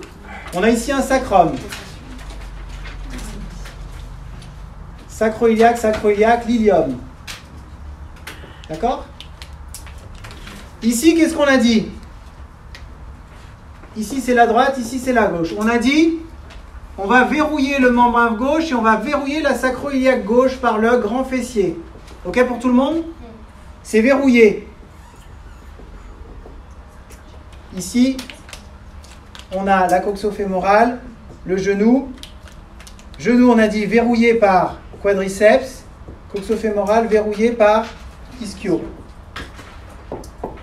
J'ai mon appui gauche. Je peux soulager la jambe droite et faire mon mouvement. D'accord? J'ai mon appui gauche. Ici, quel est le piriforme qui va se contracter? Le piriforme droit. Donc, est-ce que ça va être un axe vertical? Non. Est-ce que ça va être un axe horizontal? Non. Ça va être un axe oblique. Et vous vous rappelez du premier cours, ensemble, qu'est-ce que l'obliquité? La possibilité de faire un mouvement dans les 3 plans de l'espace et non pas que plan par plan. Donc, comment on va appeler cet axe oblique? Comment on va l'appeler? Oblique comment? eh ben on va l'appeler l'axe oblique gauche. C'est le grand fessier qui, en verrouillant, donne le nom de l'axe. C'est un axe gauche. Axe oblique gauche. Vous vous doutez bien que tout à l'heure dans l'autre pas, ou si on avait fait l'inverse, on aurait eu un axe oblique constitué par quoi? Par la contraction du grand fessier et du piriforme. Vous êtes très fort.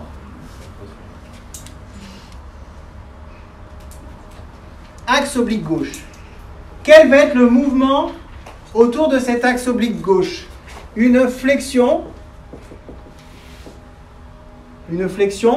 unilatérale droite. Ça va? Produit par quel muscle? Aucun, mesdames et messieurs. C'est grâce à ce transfert de poids, ce déséquilibre. En fait, qu'est-ce qu'il faut comprendre? C'est un mouvement que subit le sacrum, qui est autorisé à droite, mais pas à gauche. Donc c'est un mouvement entraîné par le poids. Le déséquilibre. Le déséquilibre. Le théo. Non, parce que ça peut se faire lentement. La vitesse n'est pas un facteur, mais entraîné par le poids et le déséquilibre. En fait, entraîné par le déséquilibre du poids. Il n'y a Oui. aucun muscle qui est donc du coup qui Non. avance. Non. Non. C'est uniquement le- D'accord? Ça va? Ouais. Vous avez bien ça en tête? Parce qu'il va y avoir un deuxième corollaire qui est compliqué, mais pas tant que ça. Flexion unilatérale droite produite par le déséquilibre du poids du tronc. Donc on pourrait mettre du corps. Si? Un diamo? Ok. En même temps que je vais avoir ce déséquilibre, que va faire ma jambe? Elle va faire un mouvement vers l'avant. Ça va? Je simplifie. Si je fais un mouvement vers l'avant, tu me prêtes ta feuille 2 secondes? Je le rends dessus, je sais. Mon ilium. Si je fais un mouvement vers l'avant, mon ilium fait quoi? Une rétroversion. Ça va? Donc regardez ici, c'est quoi? C'est le IPS. Ici, j'ai le sacrum. Le sacrum, il ne bouge pas. C'est un mouvement iliosacré. Si l'ilium va en arrière, ça revient à dire que le sacrum est antérieur relativement. En fait, ce n'est pas tant le sacrum qui va en avant que l'ilium qui va en arrière, mais avec le sacrum qui ne bouge pas, maintenu par le déséquilibre du poids. Je vais le redire. On a dit que le mouvement de torsion antérieure sacrée, c'était un mouvement du sacrum qui va vers l'avant. Mais, Wallim, oui c'est ça, hein. Wallim l'a souligné en disant, mais il n'y a pas de muscle. Et non. Parce qu'en fait, ce n'est pas le sacrum qui va bouger, il n'y a que 2 muscles. Et les 2 muscles, ils servent à quoi? Ils servent à créer l'axe. Donc le sacrum ne bouge pas. Mais l'ilium, lui, va bouger. C'est un mouvement ilio-sacré. Qui fait que comme l'ilium va aller en rétroversion, il va en arrière. Réellement. Par une action musculaire. De qui?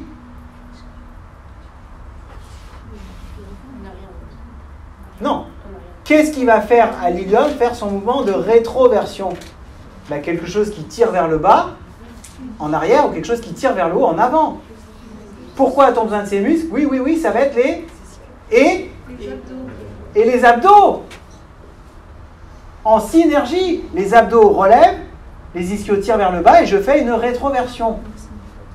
Et si je n'ai pas d'abdos, ben je demande entièrement aux ischios de le faire. Et je risque d'avoir mal en marchant. Parce que je dois utiliser un couple de forces, abdos-ischio, qui travaillent ensemble. Ok? Donc, rétroversion réelle de l'ilium, lequel? Ah non, le gauche est immobilisé, c'est le point d'appui. Droit. Par action de qui? Action d'un couple de forces constitué par ischio-jambier droit et abdominaux. Alors on se pose la question, lesquels? C'est ça le geste que tu fais. Abdominaux, grand droit, insertion pubis, insertion côte, flexion du tronc, rétroversion, du bassin. Donc grand droit, ah bah oui, on prend grand droit. Les obliques. Oblique interne, oblique externe. Participe? Oui. Le seul qui ne participe pas, c'est le transverse. Donc, grand droit et les obliques. Parce que vous verrez que la giration pelvienne vient des obliques.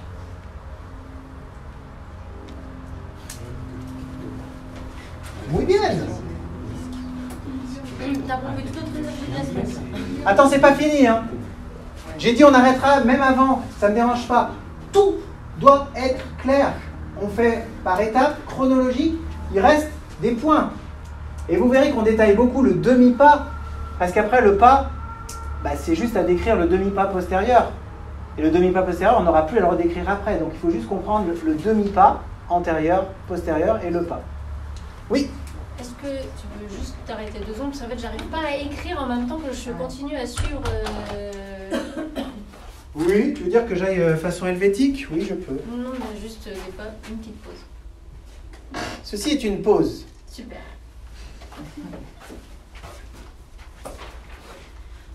Ceci est la fin de la pause. Cet axe oblique, qui est un axe oblique gauche, nommé par le grand fessier gauche.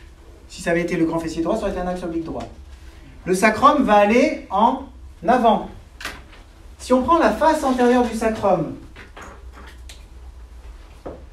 je le fais. J'étais en appui bipodal. J'ai transféré mon poids à gauche. Je soulève ma jambe. J'avance ma jambe. Le sacrum va regarder quoi? Va regarder le point d'appui. La face antérieure va regarder en avant, en bas et à gauche. Dites-vous que le sacrum regarde toujours le point d'appui. Le sacrum vérifie le point d'appui. Le sacrum vérifie le point d'appui.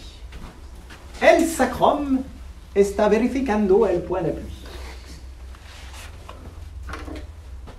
Le sacrum vérifie le point d'appui. Ici, c'est un point d'appui, on a dit gauche. Donc le sacrum regarde, fait une flexion unilatérale droite. Il regarde la face antérieure du sacrum, regarde en bas, en avant et à gauche. Il regarde à gauche sur un mouvement d'axe oblique gauche. On appellera ça une torsion gauche-gauche. Il regarde à gauche sur un mouvement permis par un axe oblique gauche. On dira que c'est une torsion gauche-gauche.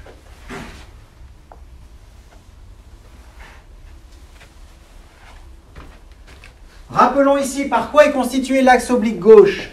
Par la contraction du grand fessier gauche plus du piriforme droit. Cette torsion, par nomenclature, s'appelle une torsion gauche-gauche. Que veut dire la première lettre? L'axe. Que veut dire la deuxième lettre? Où regarde la face antérieure du sacrum?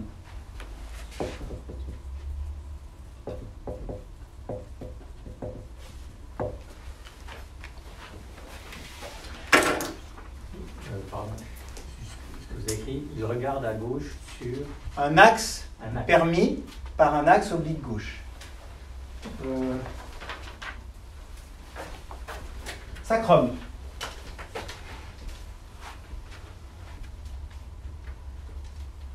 Regardez. Posez. Arrêtez d'écrire. Regardez-moi. Sacrum. Dans les sacro-iliaques. Si le sacrum est retenu par les deux grands fessiers, il peut faire flexion-extension. S'il est retenu par les deux piriformes, il peut faire flexion-extension. S'il est retenu par grand fessier piriforme, il fait un mouvement de torsion. Ici, c'est quoi? Attention, je vais faire. Allez, je me mets de dos. Grand fessier droit, donc axe oblique droit. Donc torsion droite-droite. Torsion gauche-gauche.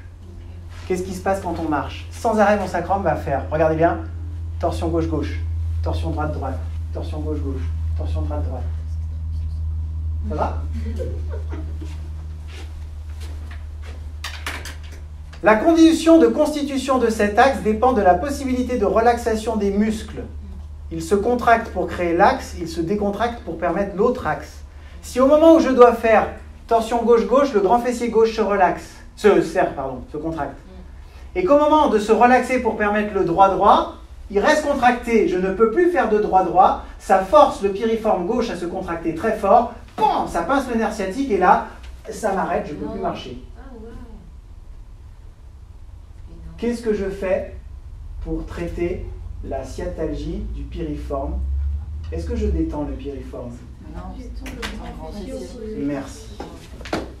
Je détends le grand fessier opposé pour lui permettre de nouveau de se relaxer. De la réversibilité de contraction-décontraction dépend la qualité de marche.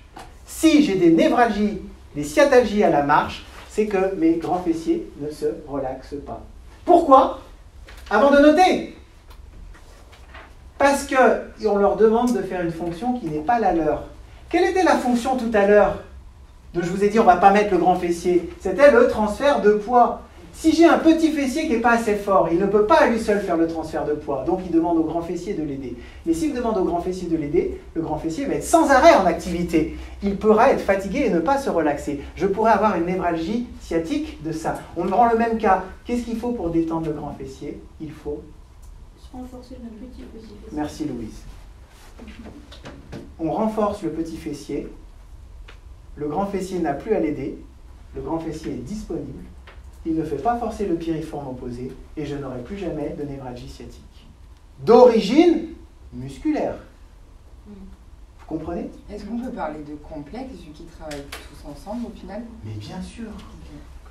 Mais vous comprenez l'idée que cette névralgie sciatique, sciatalgie, je vais la traiter en faisant forcer le petit fessier. C'est quoi le petit fessier? Il est où?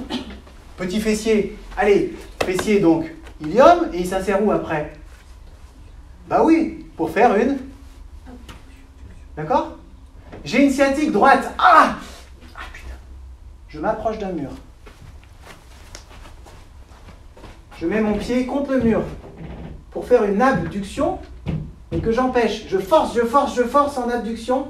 À ce moment-là, je relâche la contracture du piriforme et je peux marcher.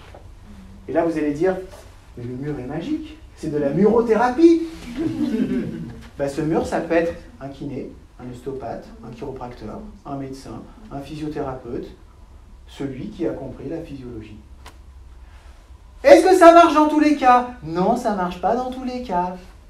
Rien ne marche dans tous les cas. Ça marche dans le cas où on est dans la situation que je viens de vous décrire, qui n'est pas toujours le cas. Autre situation. Je marche. Je glisse. Qu'est-ce qui s'est passé? Je me suis rattrapé, mais avec tous les muscles que j'avais dispo. Ils sont tous contractés quand je marche. Le pas suivant, il n'y en a aucun qui est capable de se décontracter. Jamais je ne me fais mal en glissant. Je me fais mal le pas d'après avoir glissé. Insidieusement. Ils sont plus dispo et le pas, je vais faire aïe. Et la boiterie, ça peut bien se passer. Je boite et j'ai besoin de 15, 20, 30 pas ou dire « Ah oui, ça va mieux ». D'accord? Ça y est, c'est passé. Pourquoi? Parce que j'ai de nouveau eu l'alternance. Et la marche est forcément ultra bénéfique pour ce travail. Et la marche pour l'accouchement. Oh, combien ça serait pratique. Mais non. On nous fait accoucher allongé, antigravitaire, le cul en l'air, le périnée qui regarde le ciel éthique. C'est plus confortable pour le médecin. Exactement. Tu as tout dit. Ok? Donc, on aura des torsions antérieures. Et il n'y a pas besoin, je dis ça pour mes collègues ostéopathes qui peut-être un jour entendront cet enregistrement. Qui sait? Il ne peut y avoir que des torsions antérieures. Puisque en fait, la torsion n'existe que par le mouvement de flexion où le sacrum va en avant. Qu'est-ce que l'extension? Un retour du sacrum à la position neutre. Jamais le sacrum ne fait une extension. Donc, on pourrait dire, et les torsions postérieures ou les mi-bases iraient comme ça. Ça ne peut pas exister d'un point de vue physiologique. Mais ça peut exister si je me suis pris un coup sur l'AIL. Si je tombe sur le cul et que l'AIL part en avant, l'hémibase ira en arrière. Donc, quand je suis ostéopathe et que je palpe une hémibase postérieure et une torsion postérieure, je peux dire de façon certaine, si je connais la physiologie, qu'il vous est arrivé un traumatisme, vous êtes tombé sur les fesses. Car physiologiquement, naturellement, je ne peux pas me mettre le sacrum dans cette position. Donc on appellera ces torsions postérieures des torsions traumatiques. C'est-à-dire qu'ils ne peuvent, traumatiques, il faut l'entendre, qu'ils ne peuvent pas être réalisés par le corps lui-même. Classique, boxe, boxe française, savate, kawan, machin, le coup de genou, le coup de pied dans les fesses, si ça se fait, ah ouais, ben là je peux me faire une belle torsion. Et c'est intéressant à faire si je suis un combattant. Parce que quand je connais ça, le type tourne, on n'a pas le droit de taper dans le dos. Mais si je mets en boxe taille le 3/4, regardez le 3/4, c'est laid à voir, vous n'allez pas comprendre, mais c'est tellement puissant quand vous allez comprendre ce que je vais vous dire. Non pas que je sois puissant, juste l'exemple. J'accroche mon copain, vous savez, dans les combattants, là, ils se mettent un peu là, on dit, oh, qu'est-ce qu'ils font? Et, je tape un peu dans le flanc, et puis si je peux passer derrière et foutre un coup dans la sacroiliaque pour la bloquer en poste, qu'est-ce qu'il veut dire? Le coup suivant, le sujet, il n'est plus aussi mobile. Donc dans son déplacement, il va moins être mobile, et je peux en profiter. Tout ceci, c'est parfaitement connu des sports de combat. C'est pas joli à voir pour le spectateur qui préfère les coups grandiloquents, les sauts périlleux, blablabla, enfin pas en boxe quand même. Mais vous comprenez cette idée de mécanique? Vous comprenez l'idée d'un triple sauteur, triple bond, vous voyez, athlétisme, qui va faire une énorme course, puis qui va arriver juste sur la jambe. Oh, si à ce moment-là, il n'est pas axé et que ça bloque la sacroiliaque, qu'est-ce qu'il fait au coup suivant? Il n'y arrivera pas. Donc que cherche à faire un triple sauteur? À assouplir, à détendre. Et aujourd'hui, tous les sports se font par relaxation. On constitue la masse musculaire avant. Et l'objectif, vous allez voir jusqu'où ça va. Je regarde la montre pour ne pas dépasser. L'objectif, c'est de rester relaxé dans sa bulle. Pourquoi? Mesdames et messieurs, quand on est stressé, qu'est-ce qu'on fait au niveau de nos muscles? On tend. Et qu'est-ce qui se passe quand on est tendu? On est moins mobile. Pourquoi? Allez, j'ose. Pourquoi nos Français, des fois, ils vont très bien, et puis dès qu'il y a la caméra qui arrive, ils vont plus bien? Mon héroïne, Caroline Garcia, elle est tranquille. On a fait d'elle une championne, elle n'a pas réussi, elle s'est blessée. Elle est repartie tranquille dans son coin, au fin fond du classement WTA. Elle revient en pleine forme. Elle gagne Cincinnati inconnu. Elle monte de 100-500 à 26, 28. Elle fait un US Open magnifique, féerique. Qu'est-ce qui se passe? Elle est en demi-finale et là, enfin une Française va pouvoir gagner l'US Open. Caméra. Pression. Elle tombe contre Hans Jobber, super tenniswoman tunisienne, mais elle prend une raclée 6-1, 6-3. Pourquoi? Mais parce que je sais que je peux gagner l'US Open. Et du coup, j'ai peur de gagner l'US Open. Et mes coups qui étaient déliés, j'ai rien à perdre, je m'en fous, de toute façon je me fais plaisir. Et je mets des 6-1, 6-1 à n'importe qui. Là, d'un coup, je peux gagner. Je peux être la première Française qui gagne. Et tomber. Et qu'est-ce que je fais? Je joue comme ça et je prends une raclée. Face à des nouveaux joueurs qui arrivent, qui sont détendus.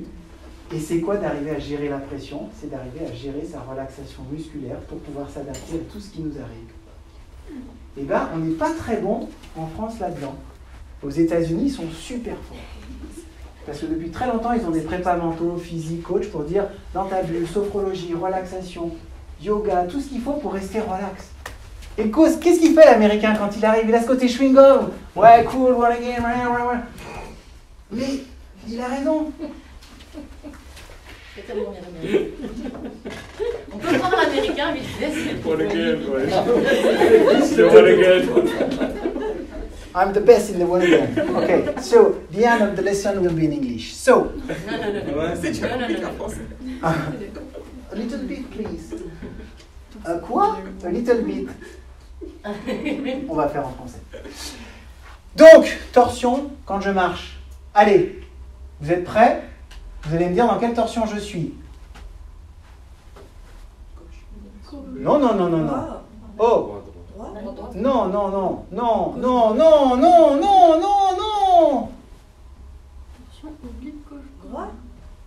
Torsion gauche-gauche.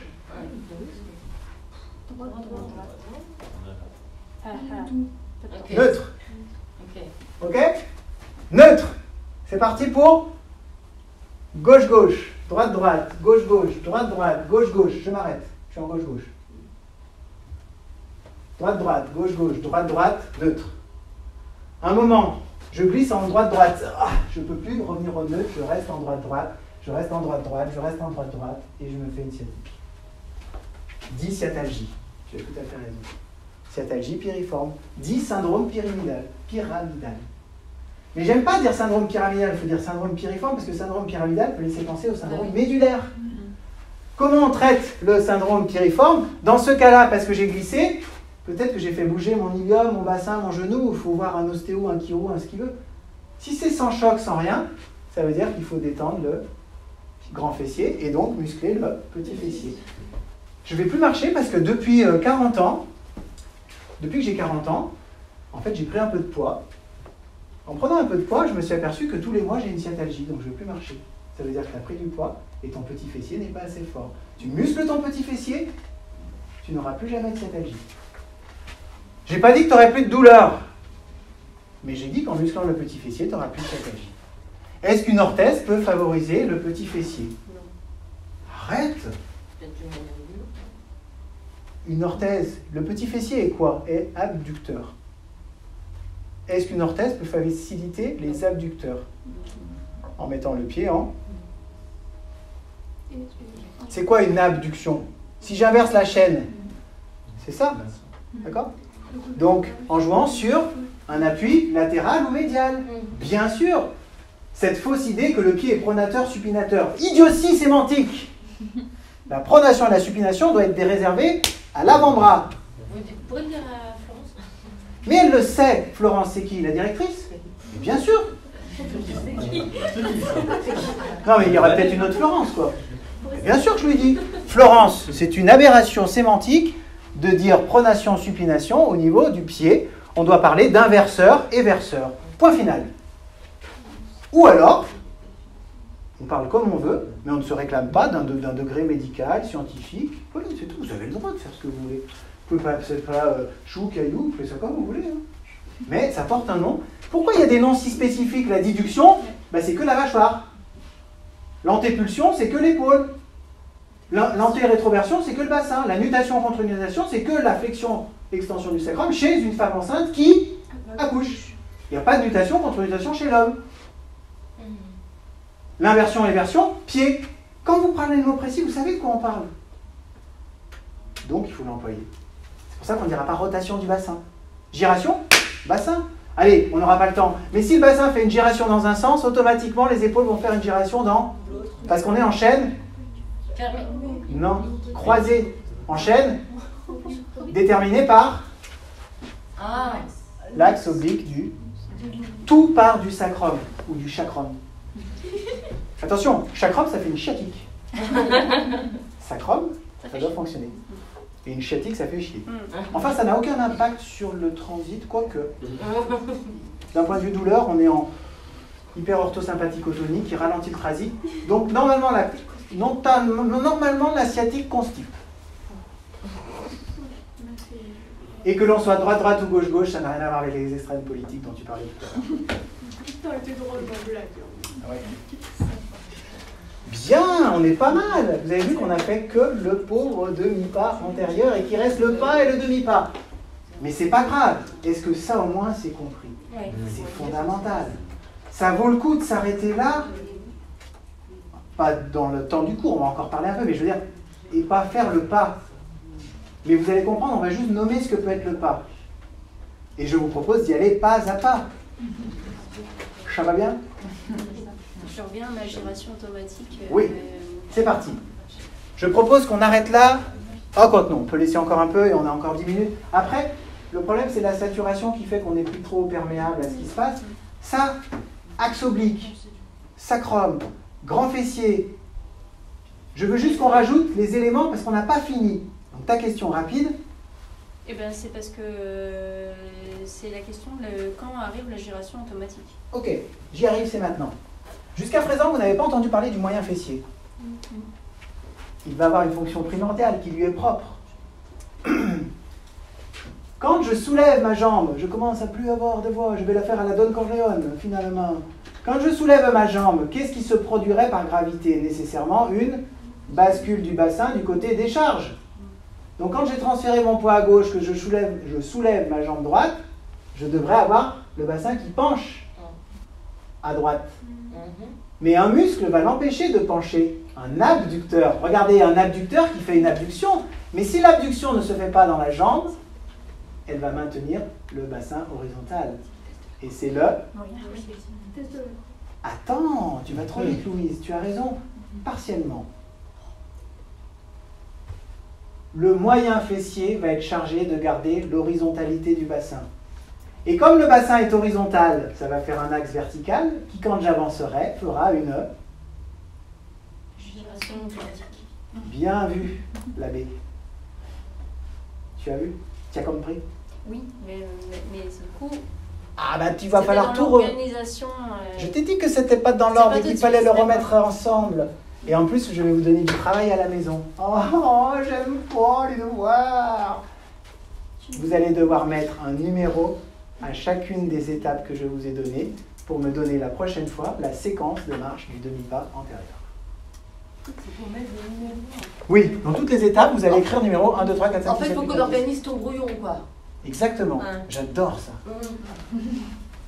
Moyen fessier va se contracter de façon concentrique pour maintenir le bassin horizontal.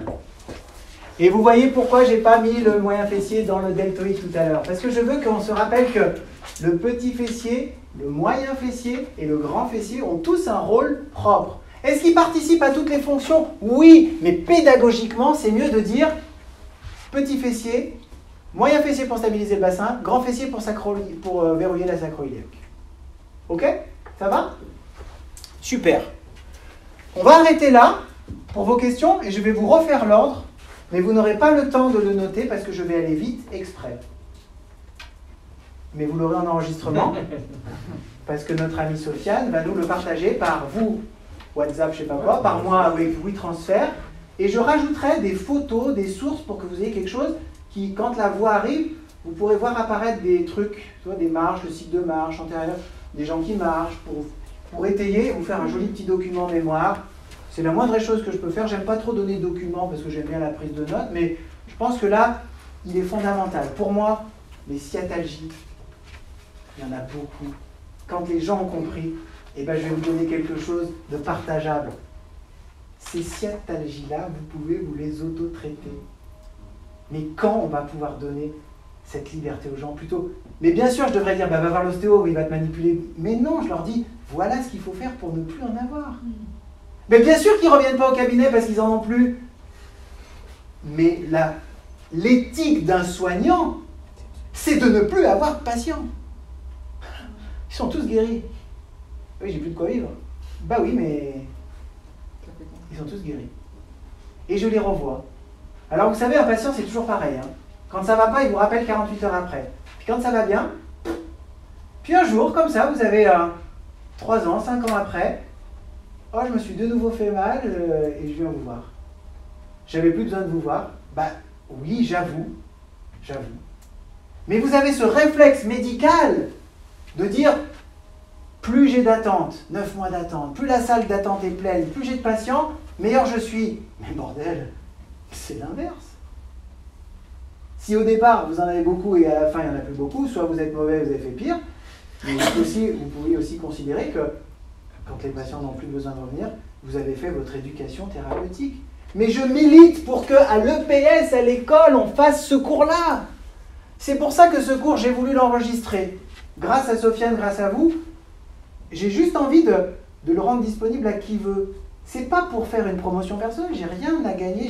Voilà, c'est ESOP, c'est si Florence s'accepte, on le mettra en ligne sur YouTube, je sais pas quoi, où tu le feras, mais l'idée de dire mode d'emploi, de bien marcher. Franchement, quand on marche bien et qu'on connaît son corps et qu'on peut faire ça, mais à votre grand-mère, à un enfant, ça marche pour tout le monde. C'est de la physiologie. Et quand ça ne marche pas, on peut mécaniquement aller voir un ostéo qui ajuste. Et quand on marche mal, on peut voir un orthésiste qui met une semelle pour mieux marcher. Et puis on peut travailler ensemble, quoi de mieux? Je pense qu'il y a un déséquilibre musculaire qui ne peut pas se gérer seul. Orthèse, kiné, alors que moi j'ai juste libéré la sacro-iliaque. Si ta sacro-iliaque elle est coaptée, mais c'est fini, hein. Tu ne pourras pas marcher, tu vas marcher en boitant, tu vas te faire une chaîne musculaire, une tension qui va faire... Si le bassin ne peut pas bouger, qu'est-ce qui va bouger? Les épaules. Donc ça va bouger où? Dans l'interscapulaire et j'aurai mal au dos. Mal au dos de quoi? Parce que mon bassin ne bouge pas. Vous voyez toute la synergie clinique qu'on va pouvoir mettre en place? Franchement, c'est passionnant.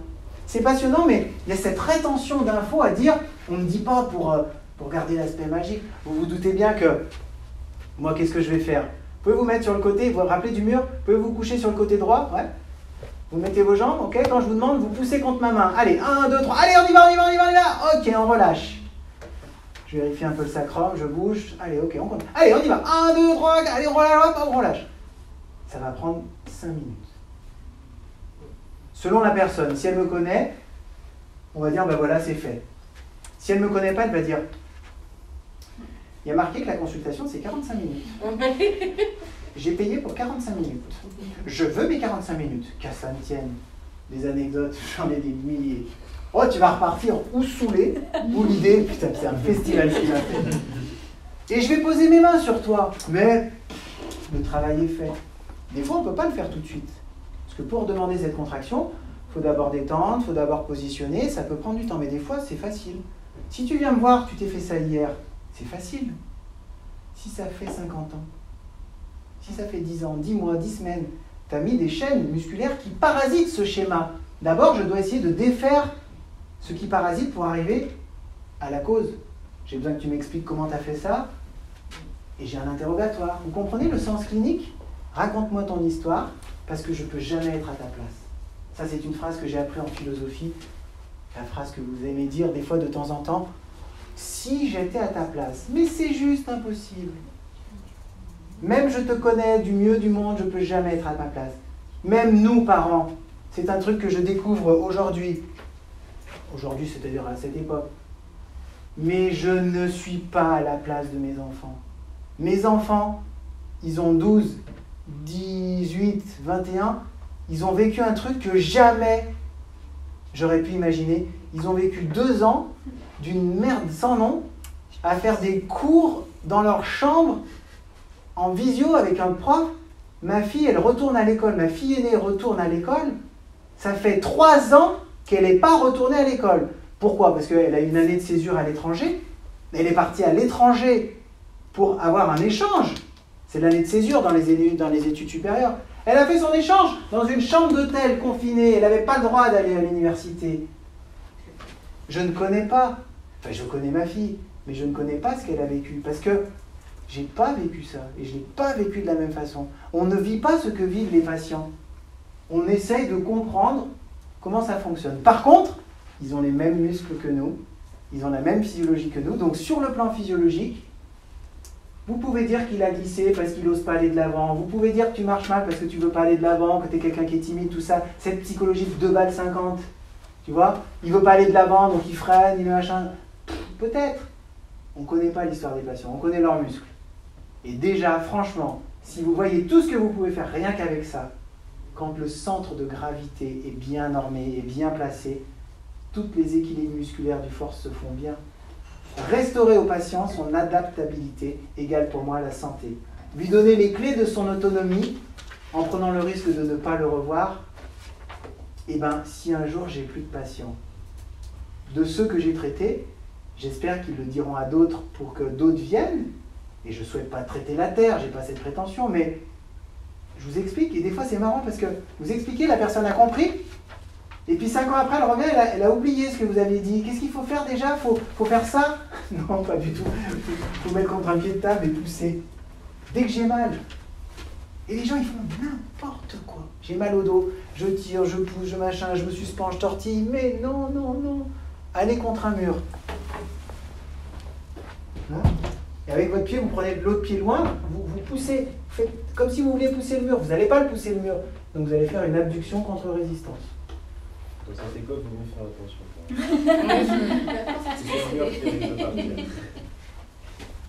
Et bien voilà. Je propose qu'on arrête là. Je vous fais la séquence répétée, sans prendre de notes, juste pour la remettre. Et on va se restaurer. Je vais démarrer une séquence de marche quand je serai sûr que le sol est stable. Je vais démarrer une séquence de marche quand je suis sûr que je peux faire confiance à mes deux jambes, parce que musculairement, en extension, je sais que je peux verrouiller, et en flexion, je sais qu'elles vont me tenir. Je vais démarrer une séquence de marche quand je sais que j'ai la force nécessaire suffisante pour résister au déséquilibre. Quand c'est le cas, qu'est-ce que je vais faire? Je vais démarrer une séquence de marche à partir d'un appui bipodal aligné. Je vais transférer mon poids sur la jambe qui va me servir d'appui grâce à l'adducteur du côté transfert et l'abducteur du côté opposé. Puis je vais verrouiller ma sacro-iliaque côté appui par le grand fessier gauche. Ma jambe gauche va devenir une jambe poteau, stable. Je peux donc, dès lors, plier, soulager ma jambe droite puisque je tiens sur la jambe gauche. Je me mets face à vous. Et là, pour éviter que mon bassin penche, mon moyen fessier vient me contracter, vient se contracter. Mon bassin reste horizontal, je fais le héron. Et comme on sait, le héron fait des petits pas. Héron, héron, petit pataton. Qu'est-ce qu'on est fier quand on sait répondre à la question. Et donc du coup, qu'est-ce que je peux faire? Je peux laisser mon déséquilibre se faire en avant en relâchant la chaîne musculaire postérieure. Laquelle? Celle que je n'ai pas utilisée, c'est-à-dire la gauche. Et comme j'ai qu'un appui à gauche, ça va me faire tourner. Rotation automatique. Et donc là, là j'ai exagéré pour le jeu, parce que là vous voyez bien que mon problème c'est que je me fais un croche-patte là, ou que je m'en coince une. D'accord? Donc qu'est-ce que je vais faire? Je fais une petite giration. Et si je suis une fille, je fais une plus grande giration, parce que j'en ai pas au milieu. Et oui! Et je ferai quoi après? La même chose de l'autre côté, en rajoutant le paramètre antérieur. Et je fais ça sans arrêt. Et je marche. Allez, marchez! Je fais la séquence. Allez, merci. À la prochaine. Je te laisse éteindre, Sofiane. Tu prends le temps qu'il faut, mais dès que tu peux faire un...